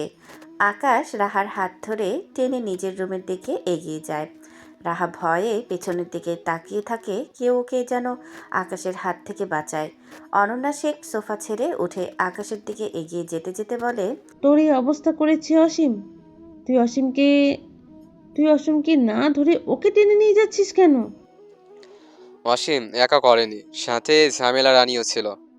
রাহা তড়িঘড়ি করে বলে। আমি অসীমকে অনেকবার না করেছিলাম, কিন্তু অসীম শোনেনি আমার কথা। ওই জোর করে মেকআপ করেছে, আর আমার কোনো দোষ নেই। অসীম করেছে, আর তুমি এখন এগুলো তুলে দিবে। রাহা সিঁড়ির কাছে গিয়ে সিঁড়ির রেলিং টেনে ধরে। আকাশ না পেরে রাহাকে কোলে তুলে নিয়ে চলে যায়। রুমে এসে ডোর লক করে দেয় আকাশ। রাহা ভয়ে কাচুমাচু করে বলে। আমি সত্যি অসীমকে করতে নিষেধ করেছিলাম, কিন্তু অসীম জোর করে মেকআপ করেছে। আকাশ কোনো কথা না বলে রাহাকে টেনে নিয়ে ড্রেসিং টেবিলের সামনে দাঁড়ায়। দেখেছো কি অবস্থা করেছো? আমি করিনি। সত্যি করনি? একটু করেছি, বাকিটা সব অসীম করেছে। নিজের শিংয়ের মতো ছুটি দুটো ধরে বলে। এ দুটো কে করেছে? রাহা এক আঙুল তুলে নিজের দিকে দেখায়। আর এই হলুদ রং কে লাগিয়েছে? অসীম। আর এই লিপস্টিক? এটাও অসীম লাগিয়েছে। ভ্রু আর চোখের পাতার উপরে কালি কে লাগিয়েছে? আমি। এত সুন্দর করে সাজিয়ে দিয়েছো, একটা শাড়িও পরিয়ে দিতে, তাহলে তো 16 কলা পূর্ণ হয়ে যেত, আকাশ থেকে আকাশী হয়ে যেতাম। রাহা ফিক করে হেসে ওঠে। আমার মান সম্মান খেয়ে দিয়ে এখন খুব হাসি পাচ্ছে। এতগুলো মানুষের সামনে কি বিয়েচ্যুতিটা না হলাম। আমরা কি জানতাম নাকি তুমি ফ্রেশ না হয়ে নিচে চলে যাবে? তা কিভাবে জানবে? জানবে তো শুধু অকাজ করতে। তোমাদের দুজনকে গরু ছাগলের ঘরে রাখা উচিত। একজন ঝামেলা রানী, অন্যজন অকাজের বাদশা। এই শিক খুলে দাও। আকাশ মাথা নিচে করে রাহা ঝুঁটি দুটো খুলে দেয়। চুল কয়েকটা ছিঁড়েও ফেলে। ঝুঁটি খুলে ফেলার পরেও চুলগুলো খাড়া খাড়া হয়ে থাকে। আকাশ রাহার মাথা ধরে টেনে নিয়ে আসে নিজের কাছে। নিজের গালের মেকআপ রাহার গালে ঘষে ঘষে দেয়। আকাশের খোঁচা খোঁচা দাড়ির ঘষণে গালে ব্যথা পায় রাহা। গালে ব্যথা পাচ্ছি তো ছাড়ো। রাহার দুই গালে লিপস্টিক ঘষে দিয়ে রাহার ঠোঁটে ঠোঁট ডুবিয়ে দেয়। আকাশের ঠোঁটে লিপস্টিক রাহার ঠোঁটে লেপটে যায়। আকাশ নিজের আইব্রো থেকে কাজল আঙুলের ডগায় তুলে রাহার চোখের পাতায় ঘষে দিয়ে দেয়। দুজনেই তাকায় আয়নার দিকে। দুজনের মুখের এখন প্রায় একই অবস্থা। এখন ঠিক আছে তাই না? আমাকে একা কেন দিলে? অসীম বেশি করেছে, ওকে দিলে না কেন? অসীম কি আমার বউ? আমি আমার বউকে সাজিয়েছি, ভাইকে কেন সাজাতে যাব? রাহাকে আবার টেনে শক্ত করে ঠোঁটে চুমু খায়। তারপর জড়িয়ে ধরে উঁচু করে ওয়াশরুমে প্রবেশ করে। অসীম আবার বাড়ি ফিরে আসেনি। পালিয়েছে ভাইয়ের হাতে মার খাওয়ার ভয়ে। মিলা সকলের জন্য চা বানিয়ে নিয়ে আসে। আকাশ বউকে নিয়ে রুমে গেল, আর ফেরার নামগন্ধ নেই। কে জানে কি পানিশমেন্ট দিচ্ছে অবুঝ বউটাকে। দীর্ঘ সময় পর শাওয়ার নিয়ে ফ্রেশ হয়ে নিচে নেমে আসে আকাশ। রাহা আসেনি এখন। গিয়ে বসে দুই বন্ধুর পাশে। মিলা কাপে চা ঢেলে এনে দেয় আকাশকে। বল, কি এমন জরুরি কথা আছে তোদের? রাফি কাপে চুমুক দিয়ে আকাশের দিকে তাকায়। আগামীকাল আমার মেয়ের প্রথম জন্মদিন উপলক্ষে ছোট একটা পার্টির আয়োজন করা হবে। তুই আর তোর পুরো পরিবার অবশ্যই আমার বাড়িতে আসবি আগামীকাল বিকেলে। আচ্ছা, আসবো। শুধু আচ্ছা আসবো বললেই হলো না, অবশ্যই আসতে হবে। অবশ্যই আসবো। এখন তাহলে আমরা আসছি, অনেকটা লেট হয়ে যাচ্ছে। দ্রুত করতে চেয়েছিলাম, তাই 1 ঘন্টা লেট হয়ে গেল। সারাদিন দৌড়াদৌড়ি করে মরা মরা ফিলিংস হচ্ছিল, কিন্তু এখানে আসার পর হাসতে হাসতে আমি সত্যিই মরতে বসেছিলাম। একটুর জন্য বেঁচে গেছি। যাই হোক ভাই, আমার লেট হয়ে গেলেও এখন অনেক ভালো লাগছে। মাঝে মধ্যে ফ্রিতে বিনোদন পেতে এখানে আসতেই হবে। পাশ থেকে নিলয় বলে। মহা ভুল করে ফেলেছি ভাই। রাফি ভ্রু কুচকায়। আকাশ বলে। কি ভুল করেছিস? হাসতে হাসতে তোর একটা পিক তুলতে ভুলে গেছি। পিকটা তুলে রাখলে মাঝে মধ্যে হাসতে পারতাম। হারামি, তোলাচ্ছি তোর পিক। বলে নিলয়ের ঘাড় চেপে ধরে এক হাতে। স্যার, এমনিতেই সকাল থেকে ঘাড় ব্যথা করছে। তোর ঘাড়টাই তো আলাদা করে নেওয়ার উচিত। না থাকবে ঘাড় আর না করবে ব্যথা। ভাই, ঘাড় আলাদা হয়ে গেল কি মাথা আগের জায়গায় থাকবে? নীলার এমন কথা শুনে হো হো করে হেসে ওঠে সবাই। রাফি বলে, হ্যাঁ ভাই, ঘাড় আলাদা হয়ে গেলেও মাথা আগের জায়গায় থাকবে। কয়েকদিন আগেই তো আমি ঘাড় আলাদা করেছিলাম, মাথা আগের জায়গাতেই ছিল। সবাই আরেক দফা হাসে। এরা এত বড় হওয়া সত্ত্বেও ছোটদের মতো কথাবার্তা বলে। হাসাতে হাসাতে মানুষের পেটের নাড়ি ভুড়ি পেঁচিয়ে ফেলবে। দেখতে দেখতে রাহার এসএসসি পরীক্ষা চলে আসে। 2 দিন পর থেকে পরীক্ষা শুরু। রাহার পরীক্ষার প্রস্তুতি খুব ভালো হয়েছে। সন্ধ্যার পর অফিস থেকে সোজা আকাশদের বাড়িতে চলে এসেছে রেজওয়ান মাহবুব। রাহাকে নিয়ে যাবে নিজের সাথে করে, পরীক্ষা শেষ হলে আবার চলে আসবে। রাত না বাড়িয়ে দ্রুতই রেজন মাহবুবকে খাবার খেতে দেওয়া হয়। বাড়ির সকলকে ছাড়া রেজন মাহবুব খাবার খাবেন না, তাই বাধ্য হয়ে বাকি সবাই খেতে বসে। খাওয়া শেষ করে সবাই এসে বসে সোফায়। রেজন মাহবুব রাহার দিকে তাকিয়ে বলে, তোমার প্রয়োজনীয় সবকিছু গুছিয়ে নিয়েছো রাহা? রাহা দুদিকে মাথা নাড়ায়। যাও গুছিয়ে নাও, একটু পরেই বের হব আমরা। আমি যাব না আপু। রেজন মাহবুব অবাক হয়ে বলে, কেন? আমি এখান থেকেই পরীক্ষা দেব। এত দূর থেকে যাতায়াত করতে অসুবিধা হবে। তাছাড়া বোর্ড তো আমাদের বাড়ির কাছে। দ্রুত সব গুছিয়ে নাও মা, 2 দিন পরেই তো পরীক্ষা শুরু। এখন আর এমন জেদ করো না। তাহলে ওকেও যেতে হবে। আকাশকে দেখিয়ে বলে। আকাশ বিরোধিতা করে বলে, পাগল হয়েছো? আমার অফিস আছে। তো কি হয়েছে, ওখান থেকে অফিসে আসবে। ওখান থেকে অফিসে যাওয়া আসা করতে 3 ঘন্টা পেরিয়ে যাবে। আমি অত কিছু বুঝি না। হয় তুমি আমার সাথে ওই বাড়িতে যাবে, না হয় আমি এখান থেকে পরীক্ষা দেব, ব্যাস। তোমাকে এখান থেকে রোজ কে নিয়ে যাবে পরীক্ষা বোর্ডে? আমার অফিস আছে, আমি তো যেতে পারবো না। কেন, অসীম নিয়ে যাবে। অসীমের ভার্সিটি। 2 সপ্তাহ কামাই করবে। পরীক্ষা বোর্ডে যাওয়া আসা করতেই তো 3 থেকে 3.5 ঘন্টা পেরিয়ে যাবে। তুমি একটু রেস্ট নিবে কখন? পড়বে কখন? খাবে কখন? আর প্রত্যেকদিন 3 ঘন্টা 3.5 ঘন্টা জার্নি করে তুমি সুস্থ থাকবে? তাহলে তুমি চলো আমার সাথে।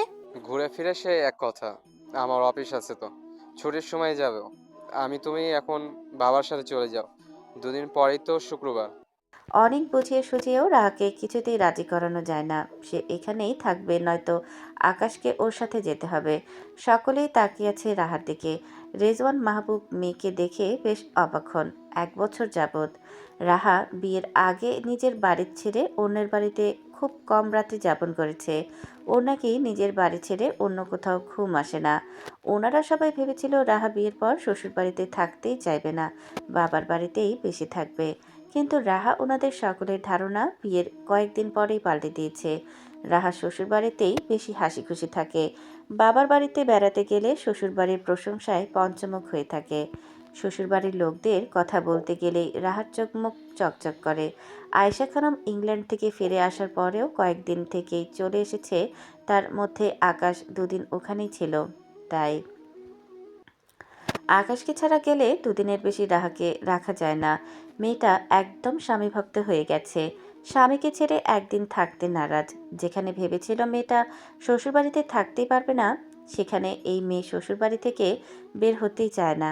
রাহাকে রাজি করাতে না পেরে শেষে আকাশকেই রাজি হতে হয় শ্বশুরবাড়ি যাওয়ার জন্য। ওখান থেকে অফিসে যাওয়া আসা করতে হবে রাহার পরীক্ষা শেষ না হওয়া অবধি। রাহার মুখে হাসি ফুটে ওঠে। আকাশ মুখটা বাংলার 5 পা নিয়ে নিজের রুমের দিকে এগিয়ে যায় তৈরি হওয়ার জন্য। হাসি মুখে রাহাও এগিয়ে যায় রুমের দিকে। সোফায় বসে থাকা সকলেই হাসে। রেজন মাহবুব খুব হালকা ফিল করে নিজেকে। মেয়েটা শ্বশুরবাড়িতে খুব সুখেই আছে, ভালো আছে।